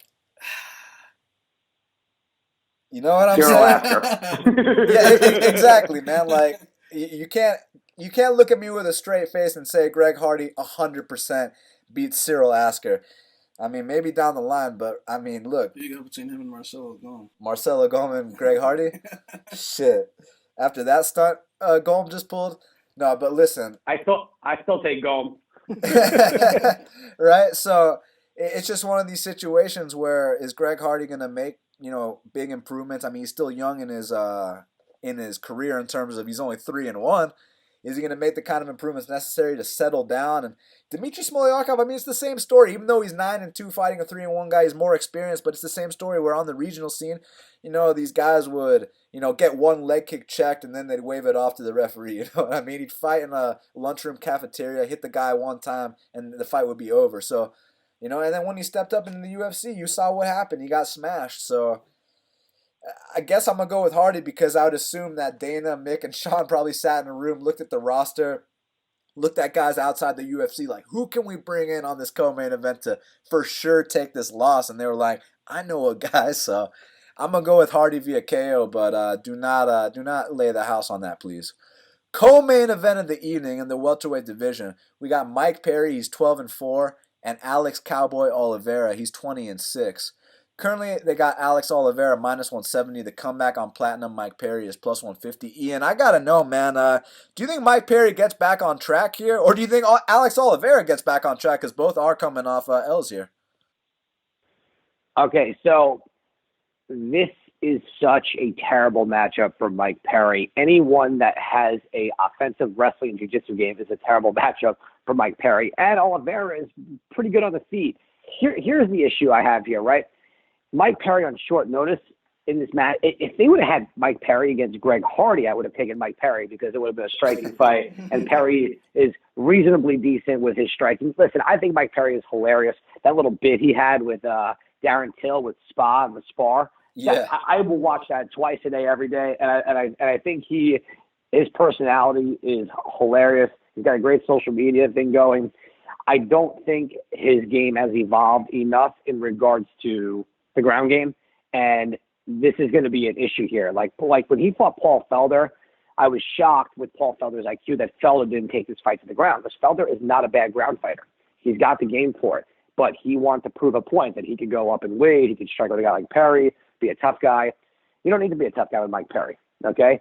The path to beating Mike Perry is very simple. You put Mike Perry on his back. He's not going to submit you, okay? It's just not going to happen. Oliveira has the size here. He's got the length. He's got the type of striking game that actually will help himself out because he bounces in or out while using range. If he just doesn't get into a brawl, because we all know how Oliveira gets sometimes. He gets super cocky, and all of a sudden, he starts losing, okay, when he's dominating a fight. If he could just, listen, I'm not looking for a Carlos Condit type of finish here, but if he just stays on track, like you said, he needs to get back on track. This is a perfect fight for him. All he has to do, use his push kick, jab in and out. He can throw his cross off that double jab, but the minute that cross touches Perry's face, he needs to shoot in for that really good double leg takedown, put Perry on his back. I like Cowboy Oliveira here. I think Mike Perry taking this fight on short notice is a mistake. I know he wanted to get back. He was eager. But fighting a guy who's as good on the ground as Oliveira, strength-wise, strong guy, I don't like this matchup for Mike Perry. Like I said, I'm going Cowboy Oliveira. I'm surprised the odds are even that low. I thought Oliveira would have been minus 220. I love Oliveira in this fight. So, Shaq, obviously, last time Mike Perry fought in his backyard, things didn't go his way against Max Griffin. But since that point, he left Greg Jackson's. Now he's back with Julian Williams, Jacare Souza. He had Jared Gooden in camp with him, Alex Nicholson, Mike Davis. So now he's got the right people around him. The question is, can he put it to use, come out here and get a much-needed win against the always tough Alex Cowboy Oliveira? Yeah, I think he was only at Jackson's for a couple fights. He went 1-1. Perry, it's the same thing as usual, man. His striking defense isn't the best. His cardio definitely isn't the best. And it seems like lately, man, he's been taking a lot of damage in these fights, getting cut open in the Griffin fights. He won that Felder fight due to his big size advantage. Felder's a lightweight, man, and he moved up out he could have waited to fight, but I understand, man. He needed to get paid, and he took a fight up a weight class against a guy with probably 20 pounds on him. So, I think like Ian said, man, I feel like Alex Cowboy's the better fighter, probably in every aspect of the game, man. The clinch, the striking, the jiu-jitsu. Perry is a tough guy. I'll give him credit for that. He's definitely a guy that's gonna fight his heart out. But it seems like lately, man, he's gotten figured out. It seems like Cowboy fight, he was the favorite in that fight, and the right hand was just super telegraphed. He was just looking real slow, stuck in the mud. And even in the Max Griffin fight, man, when a guy like Max Griffin's boxing you up at range like that, you start getting cut open with the very first punches. I feel like his best days are behind him, man. So I think Alex Cowboy, like Ian said, he is occasionally known for pulling these wild stunts like in the Carlos Condit fight. But that kind of seems more with getting his back taken. He did get in a wild brawl with Yancy Medeiros, a crazy Hawaiian, and if he does that with Perry, he might get knocked out. Perry does have a puncher's chance in this fight, but I gotta go with Alex Cowboy. I think he's the better fighter in every aspect of the game. He needs to play this smart, clinch him, use the knees to the body, get Perry tired, and when Perry's tired, it pretty much becomes avoid the big right hand, and you'll win this fight. So I gotta go with Alex Cowboy. I'll go by late TKO. Man, when Mike Perry first came into the UFC, he was such an exciting prospect. Obviously, you remember the knockouts of Hyung Yu Lim and Danny Roberts. Had the setback against Juban, but came back and got that epic KO over Jake Ellenberger, knocked out that lightweight Alex Reyes. But since that point, since he fought Santiago Ponzinibbio, and there's no shame in that loss, that was a very hard-fought loss. But since that point, man, there's been a drop-off, and I don't know what it is. I think it's a case where he just simply hasn't evolved. I think, it was Platinum Mike Perry. It was cute. It was fun while it lasted. He got a couple 50K bonuses. He was the new hot knockout artist. And now, now that's over, man, because the Max Griffin fight, even the Paul Felder fight where he won, it just hasn't been looking. He hasn't been looking as dangerous. He hasn't been looking as effective. Because I really felt like in that Danny Hot Chocolate fight, you go back and watch that fight, that's a fucking great fight, man. He knocked out Danny Hot Chocolate 3 times in that fight at the end of every single round. Mark Goddard finally called it in the 3rd round. But, since that point, like I said, his hands haven't been looking as heavy. He hasn't been looking as dangerous. One thing I will say, though, he did take down Santiago Ponzinibbio. Not that he's about to come out here and wrestle against Alex, but I'm just saying at least he added that to his game. And now he's back, with Jacare and Julian Williams and all these guys. Desperately needs a win, so maybe with his back up against the wall, he has the motivation necessary, but I just haven't seen the improvements that I really wanted to see in Mike Perry. And with Alex Oliveira, he's definitely the more talented guy here. He's the more physical guy here. When Alex Oliveira gets you in that clinch, he's so physical. He's that kind of guy that he probably injures his sparring partners. You kick this guy with your hardest kick, and it probably hurts you more than it hurts him. And in that clinch, he lands some of the most devastating knees I've ever seen. The guy's well-rounded too.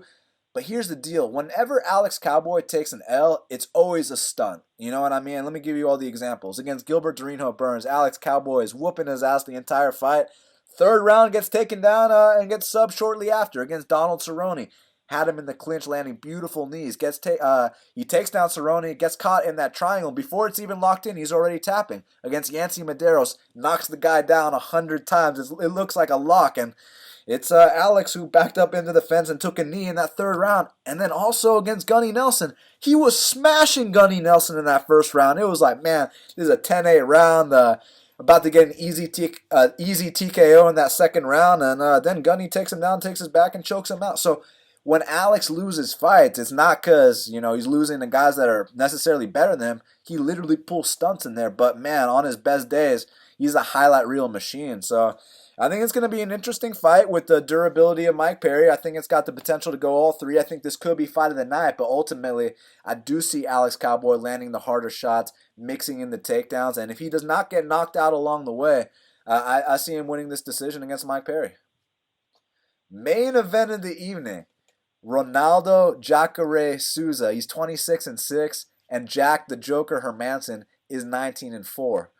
Currently, they got Ronaldo Jacare Souza -220. The comeback on Jack Hermansson is +180. Well, Shaq, we were talking about step-ups in competition this entire show. Talk about going from Dave Branch to Jacare Souza. Do you think Jack Hermansson is finally ready to rise to the occasion in this kind of opportunity against the number 3 guy on planet Earth? Man, this is definitely a big step up in competition. Jacare is one of the best middleweights to ever do it. Jack Hermansson, look, we've been high on this guy for a long time. We were on him in his fight against Branch. We had a max bet on him against Talis Latest. This guy's definitely, I feel like he's definitely earned this right to run through a guy like Branch. Yeah, I know Branch is 500, he's washed up, but who else ran through him like that? That was, and he's, Branch is a Renzo Gracie black belt. The fact that he tapped him out like that was super impressive. So, in comparison to Jacare, how they match up, look, there's definitely Jacare's probably better everywhere. He's probably got better boxing. He's got better jiu-jitsu. He's probably the greatest jiu-jitsu fighter in the UFC, man. It's just facts, man. When he gets on top of you, generally it's over. You saw in his last fight, Kelvin was able to survive that jiu-jitsu storm. He was able to survive all his submissions and all his sweeps, and we saw what happens. Jacare gasses out, and it seems like Jacare has a history of when he's one fight away from that title, it always seems like he has a little slip up here, and now he's taking this fight on short notice. He's saying he's not too thrilled. He said if he doesn't get the title shot, he's going to retire. It definitely could be a step down in competition for him, but personally, I don't think so, man. I think Jack's skills is up to par. I know he doesn't have the signature win on his resume, but skill level, man, I've always said if Jack Hermansson gets on top of you, it doesn't matter who you are, the fight will be be over shortly thereafter, man. This guy has proven it time after time. I know it's Jacare. I know he's a black belt, but trust me, if Jacare gets tired like he's done in the past, then Jacare is known for pulling stunts, man. It could get sketchy, man. I do think there's value on Jack Hermansson. I know he doesn't have the resume in comparison to Jacare. I like what I've been seeing from Jacare, especially in his last fight against Chris Weidman. I definitely did not expect that. I mean, he made a commitment to moving forward and taking Chris Weidman out. And, Chris Weidman is a great champion, one of the best middleweights of all time, but we know that Weidman's kind of towards on the end of his career. And that was a back and forth fight, in the lead up to that knockout. I think Jack's a lot faster. I think he's a lot smarter. I know he, like I said, doesn't have the resume necessarily, but I think that Jack could possibly do it. But I got to go with Jacare for the win. I just think he's slightly better in every aspect of the game. But I think Jack Hermansson is a very live underdog. And I think from a betting perspective, it has to be dog or pass because when they get in there, trust me, there's going to be a lot of pressure on Jacare in Florida. If he wins this fight, he gets a title shot. He's already saying he's not too thrilled. He was supposed to fight Yoel. And if you start having doubts in there against a guy like Jack Hermansson, Jack can sneak up on you. So I'd be careful. Ian, I know we've gone back and forth on Jack Hermansson fights in the past. Where do you stand on this one, the biggest challenge of his entire career? All right. Well, first, I want to touch upon the Weidman situation since obviously I have a relationship there. The only thing I will tell you is with the Chris Weidman, if you go look at all of the fights that he has lost after Luke Rockhold, outside of, including Uzasi, he was either winning or the fight was going tied up into the third round. It's funny how people seem to forget that he dominated Kelvin Gastelum as well. And this isn't, I'm not trying to gas up Chris. My point is that Chris, I think, was actually beating Jacare going into that third round, if not, again, tied. Here's the thing. You guys were saying you were high on Jack. I did have Branch because I thought Branch's submission game was going to make a difference. Obviously, Dan and I talked about this. I said it wouldn't shock me if Branch lost, but I was giving him the benefit of the doubt. However, it's still David Branch, okay? Jacare, there's nothing that has shown me that Jacare has really lost a step. I mean, look at who he has fought for the longest time. Literally the best of the best. We're going to go on the limb here and say, okay, he gassed out with Gastelum and all that stuff. Remember, but look what Gastelum, look who Gastelum is. You're talking about a guy that was literally 3 minutes away from being the interim middleweight champion. A guy that should really be at 170 that's just an unbelievable athlete, unbelievable story. Jacare is extremely well-rounded. His age does not play a factor. For some reason, these Brazilian guys can age really well, and he's been clean, so we know he's got nothing going on. And if you don't think that the minute Yoel Romero dropped out in this fight and he was given a guy like Jack Hermansson, let me ask you guys a question. Shaq, let me ask you a question. Who would you rather fight, Yoel Romero or Jack?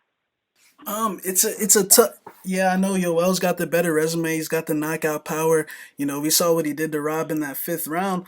But at the same time, Yoel's on the. I don't want to say he's on the decline, but I mean, when you really look at the damage he's been taking, he is in his 40s. He hasn't made 185 in a long time. Who knows, man? On the given day, anything can happen. So yeah, I agree. True. That's true. But if you get, but I'm saying, look at the. But look, but Romero, put the weight parts to the side. They still allowed him to fight. Both fights with Whitaker. That last fight, he could have won that fight. My point is talking about a guy that lost by a very close decision to the champ and possibly has fight of the year twice against the champ. It's a huge difference. Put it this way. If I'm Jacare and I hear the Romero's out and I'm getting Jack Hermansson, who the biggest resume on his, I think his name on his resume is David Branch, I'm smiling ear to ear and now I'm being guaranteed a title shot. Okay, on top of that, Jack Hermansson's never been in a 5-rounder. Okay, that's a big difference. He did train for 3 rounds. He's taking this fight on short notice. Jacare's been in training camp, okay? He's been in training camp. He's been training for Yoel freaking Romero, who's a friggin' unreal athlete who's good everywhere.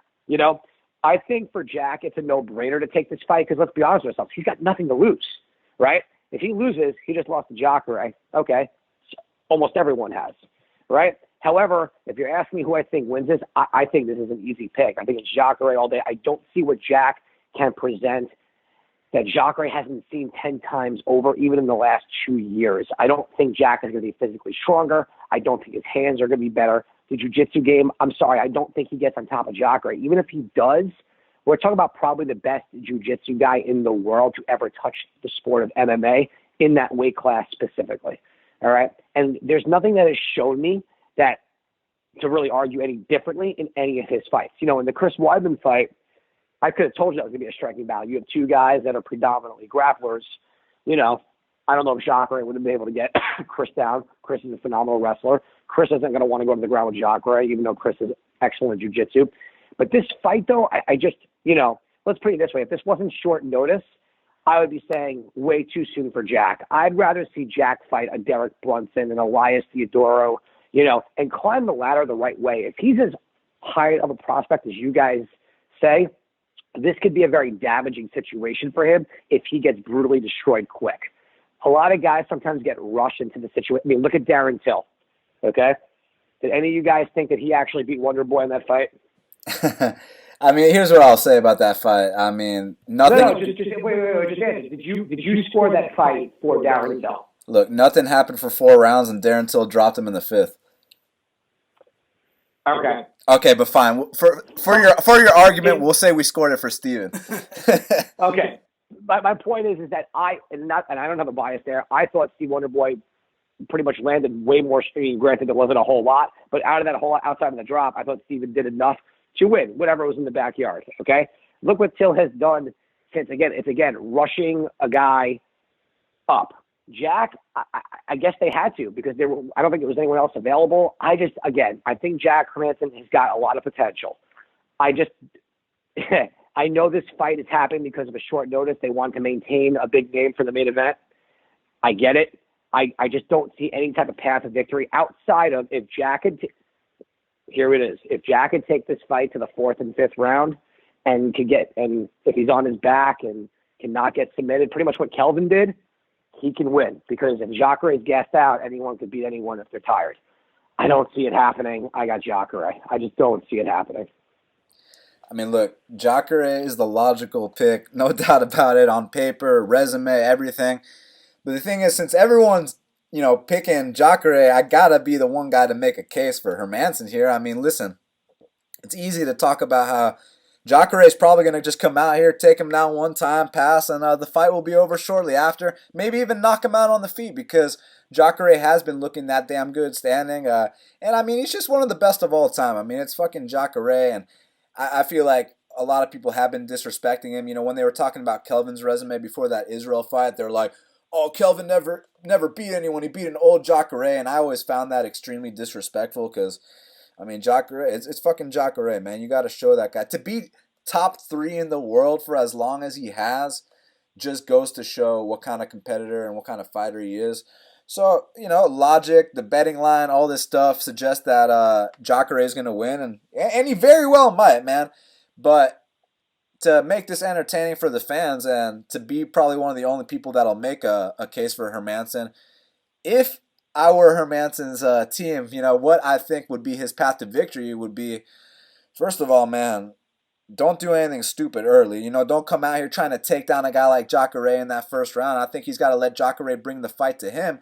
And, sometimes Jacare in that early going, he will shoot from very far out. Jack's got to sprawl. Jack's got to keep this shit standing for a little bit. But, man, Jacare actually does have better hands than Jack Hermansson. So I feel like Jack needs to survive these first 7.5 minutes. And from there, it's not because Jacare doesn't, train his cardio. It's not because Jacare is not running his miles. That ain't the case at all. The reason that Jacare does get tired in a lot of his fights that he doesn't finish early is because this dude throws so fucking hard. He throws with everything he's got that there's no option but to get a little bit tired. I mean, he's throwing knockout punches with every shot he throws. I mean, you saw those shots he was hitting Chris Weidman with. It wasn't an accident that he put Weidman down in that 3rd round. It was an accumulation. I know on the scorecards Weidman was up, but whenever Souza landed, we all felt those shots. So there's a reason why he slows down. He throws hard as fuck. And if Jack is able to still be there in that late 2nd round, in that 3rd, that 4th, that 5th, that's where things get interesting, man. And do I have any proof that, he can go out here and beat a top 3 guy? No, I don't. But have I seen him overcome adversity? Yes, I have. And the examples I'll reference are, well, first of all, he already took 2 big setbacks inside the octagon. Got stopped against Cesar Mutanchi in his 2nd UFC fight. Got stopped against Thiago Majeda Santos. But since that point, he rebounded, and he rebounded in style, and he looks like he's adding elements to his game.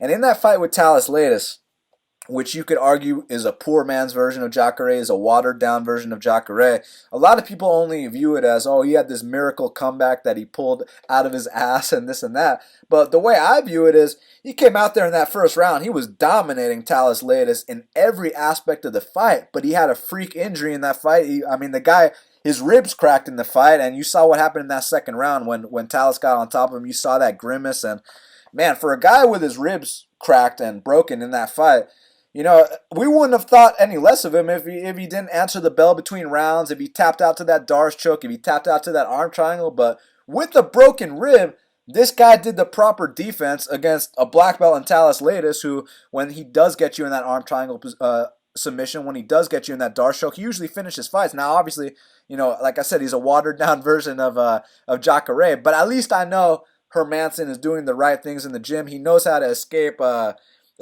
subs from a guy like Leites when he has a cracked rib. That gives me hopes that if he gets to the mat and he's not too hurt or tired, that maybe he can survive for a little bit. And if that's the case and they do get to a gas state, that's where Jack can take over if he's able to get on top of Jacare while Jacare is tired or hurt. But if that doesn't happen, Jacare can easily come out here and do what everyone's saying he's going to do and just run through Jack, because Jacare's paid his dues. Jacare, let's be honest, he's earned this title shot a long time ago, man. Even though he keeps losing his number one contendership fights, I feel like you could have given him a title shot a long time ago. So it's not going to surprise me if he comes out here and beats Jack Hermansson. But once again, I am a gambling man, and on fight day, I'm expecting an over plus 200 line. I'm expecting a plus 210, plus 215, maybe even a plus 250 on Jack Hermansson. And at that point, it becomes, well, as a gambling man, am I willing to find out if Jack Hermansson's good enough to pass this test? Because similar to Dustin Poirier, it's not even about fading a guy like Max Holloway. To me, it was really about betting on Dustin Poirier. So in this case, it's, am I willing to take the shot to find out if Jack Hermansson is good enough to pass this test? Because I can't tell you right now with a straight face if he is or isn't. It's going to come down to the line for me, because I am a gambling man at the end of the day. So, the logical pick is Souza, but if this line gets to, over plus 200 or so, I might be taking my chances. I'm very curious to see which way the public takes it. But, you guys all bring up great points here. You want to know something real quick? To your point with the whole gambling situation, the only way that I would go and lay money on Jack, regardless of the odds, would be if I had one of my insane parlays that you've seen, and it came down to Jacare at the end, and that would be someone I would not mind hedging with. Here's what I will tell you guys, and I'll leave it like this with the whole Jacare thing. I think he's got a lot of potential. A lot. I think there's a lot of better fights out there. This is a different opportunity for him. Like I said, he's got nothing to lose, as long as if he does lose, he takes it as an experience type of situation. A lot of these guys sometimes when they get moved up quickly, they have these unique opportunities, because that's really what it is. When they lose, they question things. They say, oh, it was because my training was off. Did I do something wrong? No, man, you're not just not there yet, and that's okay. That's why I mentioned guys like Elias Theodoro and Derek Brunson, and even a guy like a Brad Tavares or, Paulo Costa, work your way up. He's not that far away. Remember, how old is Jack Hermansson, by the way? 30 or 31. All right, so he's not a kid, per se, in the fight game. But, again, I'm not disagreeing with you guys in regards to, prospect as being high on him. I do think there is something there.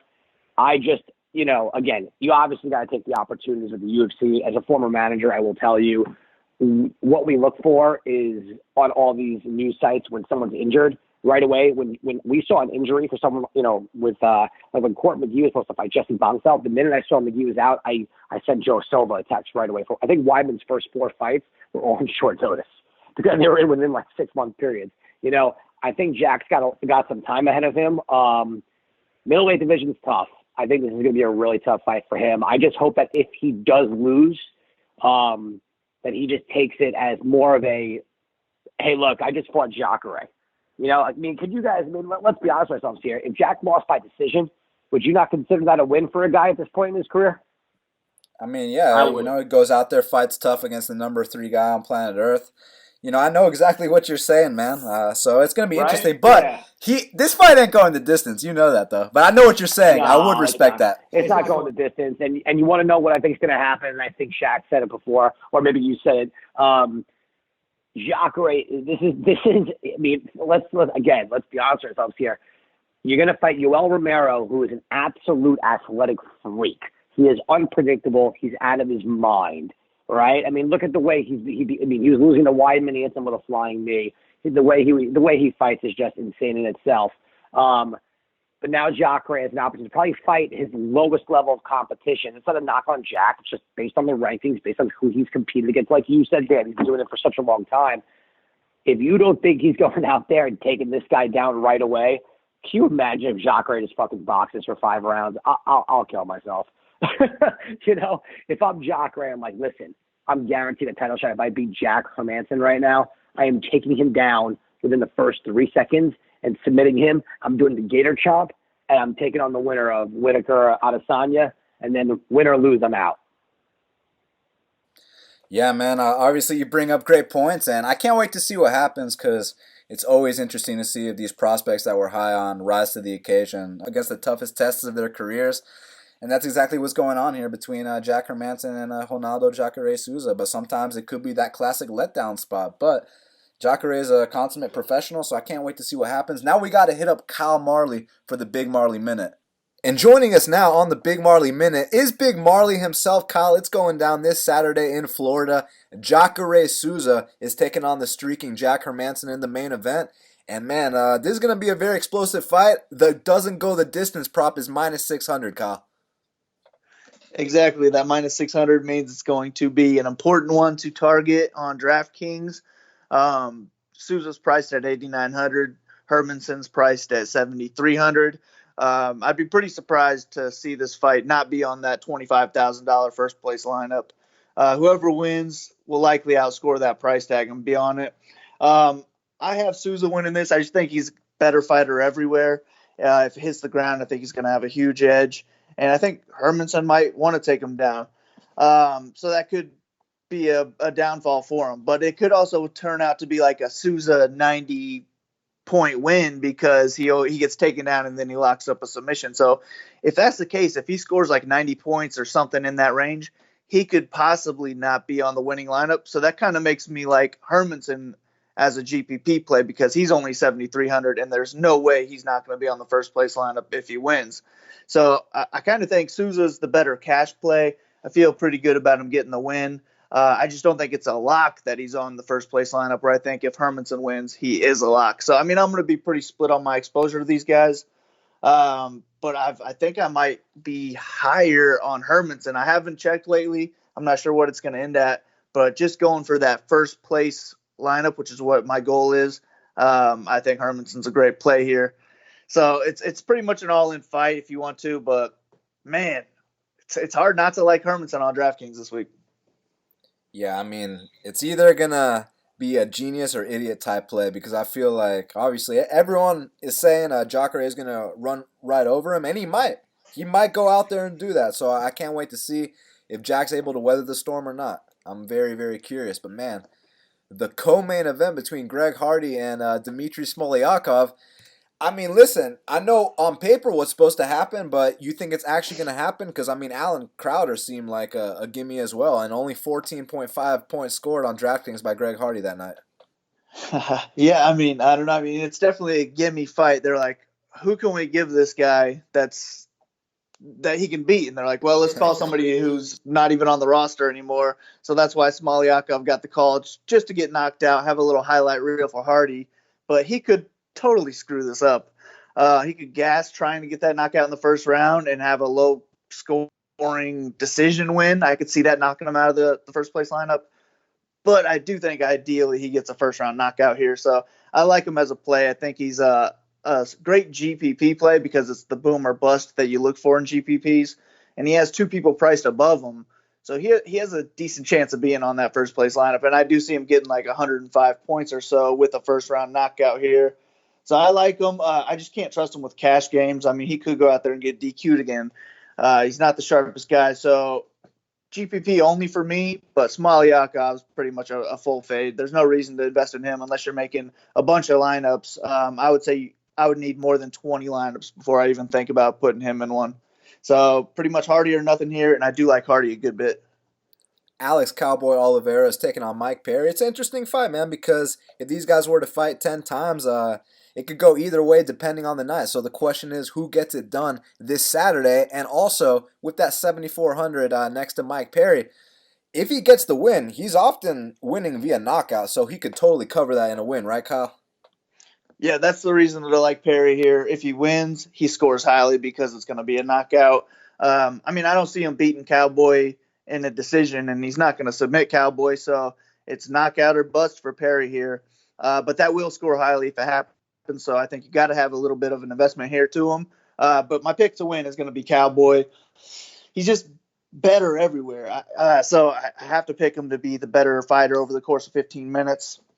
And as long as he doesn't get knocked out, he should be fine. But he is the type of fighter who could go out there and get into a brawl. And if that's the case, I like Perry in a brawl. So I'm definitely going to have a good amount of exposure to this fight in general. Cowboys the pick to win, but again, it's kind of like the Hermansson fight where maybe Perry's the better DraftKings pick because it'll be a lot easier for him to make that first place lineup with a win.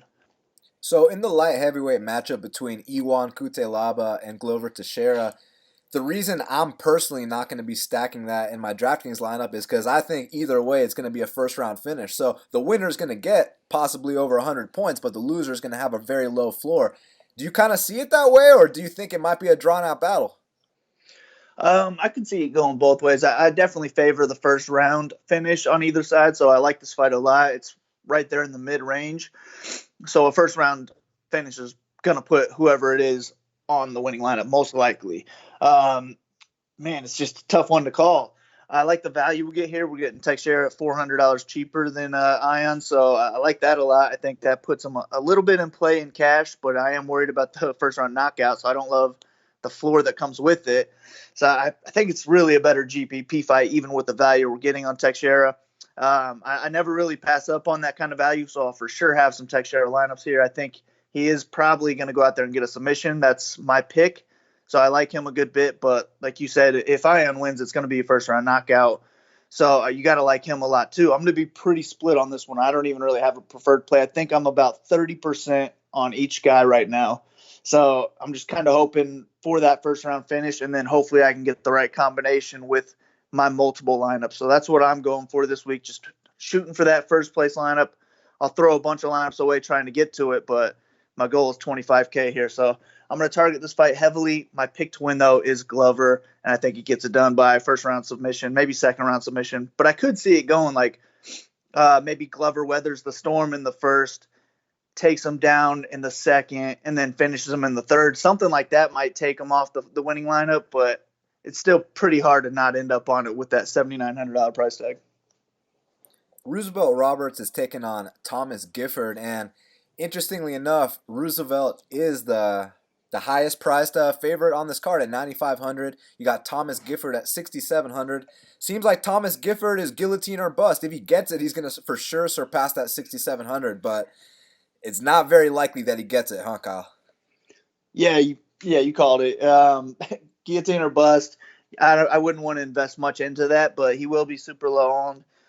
Roberts will be pretty high owned, so I think if you're playing Gifford, it's just for an ownership reason because maybe you get a 5% chance. 5% ownership, and if he gets that first round guillotine, scores 90 points, that's not only going to give you the 90 points, but it's also going to kill off probably 40% of lineups with Roberts. So, it's an okay ownership play if you want to go that route, but Roberts is the play here. I don't see him losing this. The only issue is affording him at 9,500. So I think it's really just a case of if you can, throw him in, but he's definitely not a must-have because there are a lot of possible finishes on this card. So if you can afford him, I like him a good bit. He's definitely playable in cash, but I'm probably not going to be touching Gifford unless I'm making over like 50 lineups. So Andrei Arlovski is making his return. He's taking on Augusto Sakai. It seems like nowadays they're giving all the prospects to Andrei Arlovski to kind of test them out. Do you think Augusto Sakai can pass this test? Yeah, I think he can. I'm going to pick Arlovski here, though. I think this could be just one of the an Arlovski fight that is a boring 3-round decision where neither one of these guys is going to touch 10x of their salary with a win. So I don't like this fight that much on DraftKings. I'll probably try to avoid it, but they are heavyweights, so it only takes one shot from them. So since I am throwing a bunch of lineups in, I'll take a couple shots on these guys. But I'd really recommend if you're making 10 or less to just avoid the fight in general. I think Arlovski's the safer play as an underdog, but I think Sakai has the better chance of being on that $25,000 lineup. I don't see him being highly owned at $8,400, and he could test Arlovski's chin early. First round knockout could definitely put him on there. So I've kind of been thinking Sakai's the better GPP play and Andrei's the better cash play, but I really think the best play overall is to just fade this fight and hope that it is a boring 3-round, typical old Arlovski fight.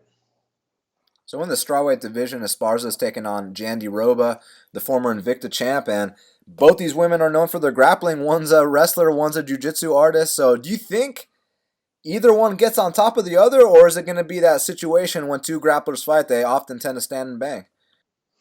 I see Esparza wanting to stand here. And she's $200 more expensive on DraftKings, where she's the underdog on the betting line. So I think Esparza is a clear fade for me. I don't see her going for the typical Esparza takedowns here because that's the danger area with Jandiroba. I think Esparza is the better boxer. That's her path to victory is standing, and she's not going to score high if that's the case. She could get a 60-point decision, and at $8,200, that isn't going to do us any good. So I think it's Jandiroba or fade here. Jandiroba is going to be the one looking for takedowns, and if she can get them, I think she can get a submission. So I'm going to pick her to get the win. It's just you're really banking on that finish for her to be on the first place lineup, because if she goes out there and gets a decision with winning 2 rounds from like one takedown and just kind of holding top control, not advancing a whole lot, then she's not going to score highly, and I don't see her doing a whole lot on the feet either. So it's a finish or nothing if you're going for Jandiroba here, but I'll take a couple shots at her, and I'm not going to have a single Esparza lineup. So last but not least, Angela Hill, she's taking on Jodie Esquibel, and listen, I'm not entirely convinced that Kyle Marley would be willing to pay that $9,400 on Angela Hill, but I'm 1,000% convinced that he's not even going to have 1% Jodie Esquibel. Am I right? Yep, you got it. 0% Esquibel for me. I mean, first, I don't see how she wins. That's the thing. If she does win, I mean, she's gonna put up like maybe not even 10x, but that's the thing. She's not going to win with that kind of a score because Hill will be outpacing that. Hill can go out there and put 90 points up in a decision win. So I just don't see how Esquibel steals a decision from her. Hill's pretty much better everywhere from where I see it. She's going to be the faster fighter, more active. And I don't see Esquibel having success on the ground. I think Hill's probably more dangerous there, and that's her weekend. So I really think Hill's a good cash game play here, especially with the new line that we're getting on her at minus 600. Which is a little bit ridiculous now, by the way. But I think she's a solid cash game play. It's just GPPs. It's hard to see her pay off $9,400. It's hard to even see her get 10x plus that $9,400 price tag. So it's a really good fade play. My thing is everyone's saying fade Hill this week. Even me, I was saying that too. That was going to be my fade of the week. But I'm kind of thinking maybe it's a good ownership play. We can get her under 10%. So I'm going to end up throwing some Hill lineups in there and just kind of hoping she can put up some crazy output and outscore Roberts and Hardy. And that'll give me a good chance at the $25,000 if she's on multiple of my lineups. So I'm going to go overweight on her, but it's not going to take much to go overweight on Angela Hill here. And that's why you are the DraftKings guy for Half the Battle. Kyle, it's going down this Saturday. Jacare versus Hermansson. They can follow you at Big Marley 3, and they can get your bets and your write-ups at bestfightpicks.com. That's right, man. They're both ready to go. Write-ups like 18,000 words. Takes a lot of time. I think you guys will enjoy it. Should help out a good bit. And the bets have been crushing, so let's get this money. I agree. I think you guys will enjoy both as well. Kyle, we'll speak soon. All right, man. Take care. Good luck. And that's why Big Marley is the DraftKings guy for Half the Battle. Well, gentlemen, now we got to talk about the fight to watch and the fighter to watch. So, Shaq, what is the fight to watch for UFC Sunrise? My fight to watch is going to be Sandhagen versus Lineker, man. I want to see if this kid, Cory Sandhagen, is the prospect that they say he is, man. This is a tough fight. Lineker's a perennial top 10 guy, a former top 5 guy. So, and he always brings it, man. He always... if he failed, I mean, we saw his last fight against Kelleher. Kelleher got knocked out stiff, and Kelleher is a tough guy. So That's the fight I'm looking forward to the most. Yeah, there's no chance I'll be missing the John Lineker and Cory Sandhagen fight. Ian, what is your fight to watch for UFC Florida?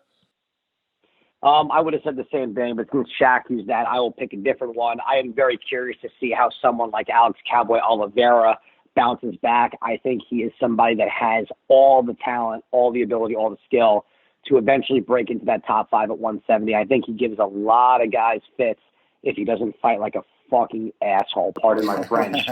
Because you know what, that Yancy Medeiros fight made me cringe, bro. Well, because here's the thing, like you said before, this dude dominates fights, and then with Burn, and then with Cowboy. I mean, I had Cowboy in that fight, didn't think the win was going to come that way.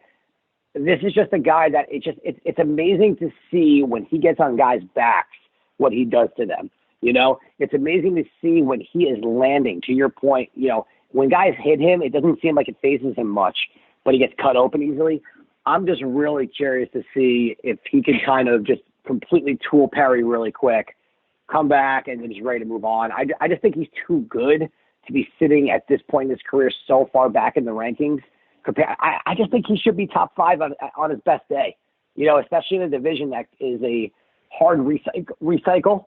Luckily Masvidal and Askren are giving us a little bit of fresh blood in that top rankings, and maybe Anthony Pettis. I don't know, but outside of Lineker and Sandhagen, I'm very, very curious about more about Oliveira's return than Perry's fight. So. Yeah, I don't remember the last time I saw a boring Mike Perry or Alex Cowboy Oliveira fight, so I'm definitely intrigued to see who gets back on the win track there. But for me, my fight to watch is Gilbert Durinho Burns versus Mike Davis, man. I mean, this is going to be a very exciting fight. Obviously, Gilbert Durinho, he's been making all these improvements. He's very confident in his knockout power, not to mention his second-degree black belt in Brazilian Jiu-Jitsu. And Mike Davis, we've been saying this kid needs to be in the UFC for a while. Now he finally is. Gilbert Durinho versus Mike Davis is my fight to watch. Well, Shaq, who is your fighter to watch for UFC Florida? My fighter to watch is going to be Jim Miller, man. I know he's on the tail end of his career, man, but it's always a good scene when this guy wins.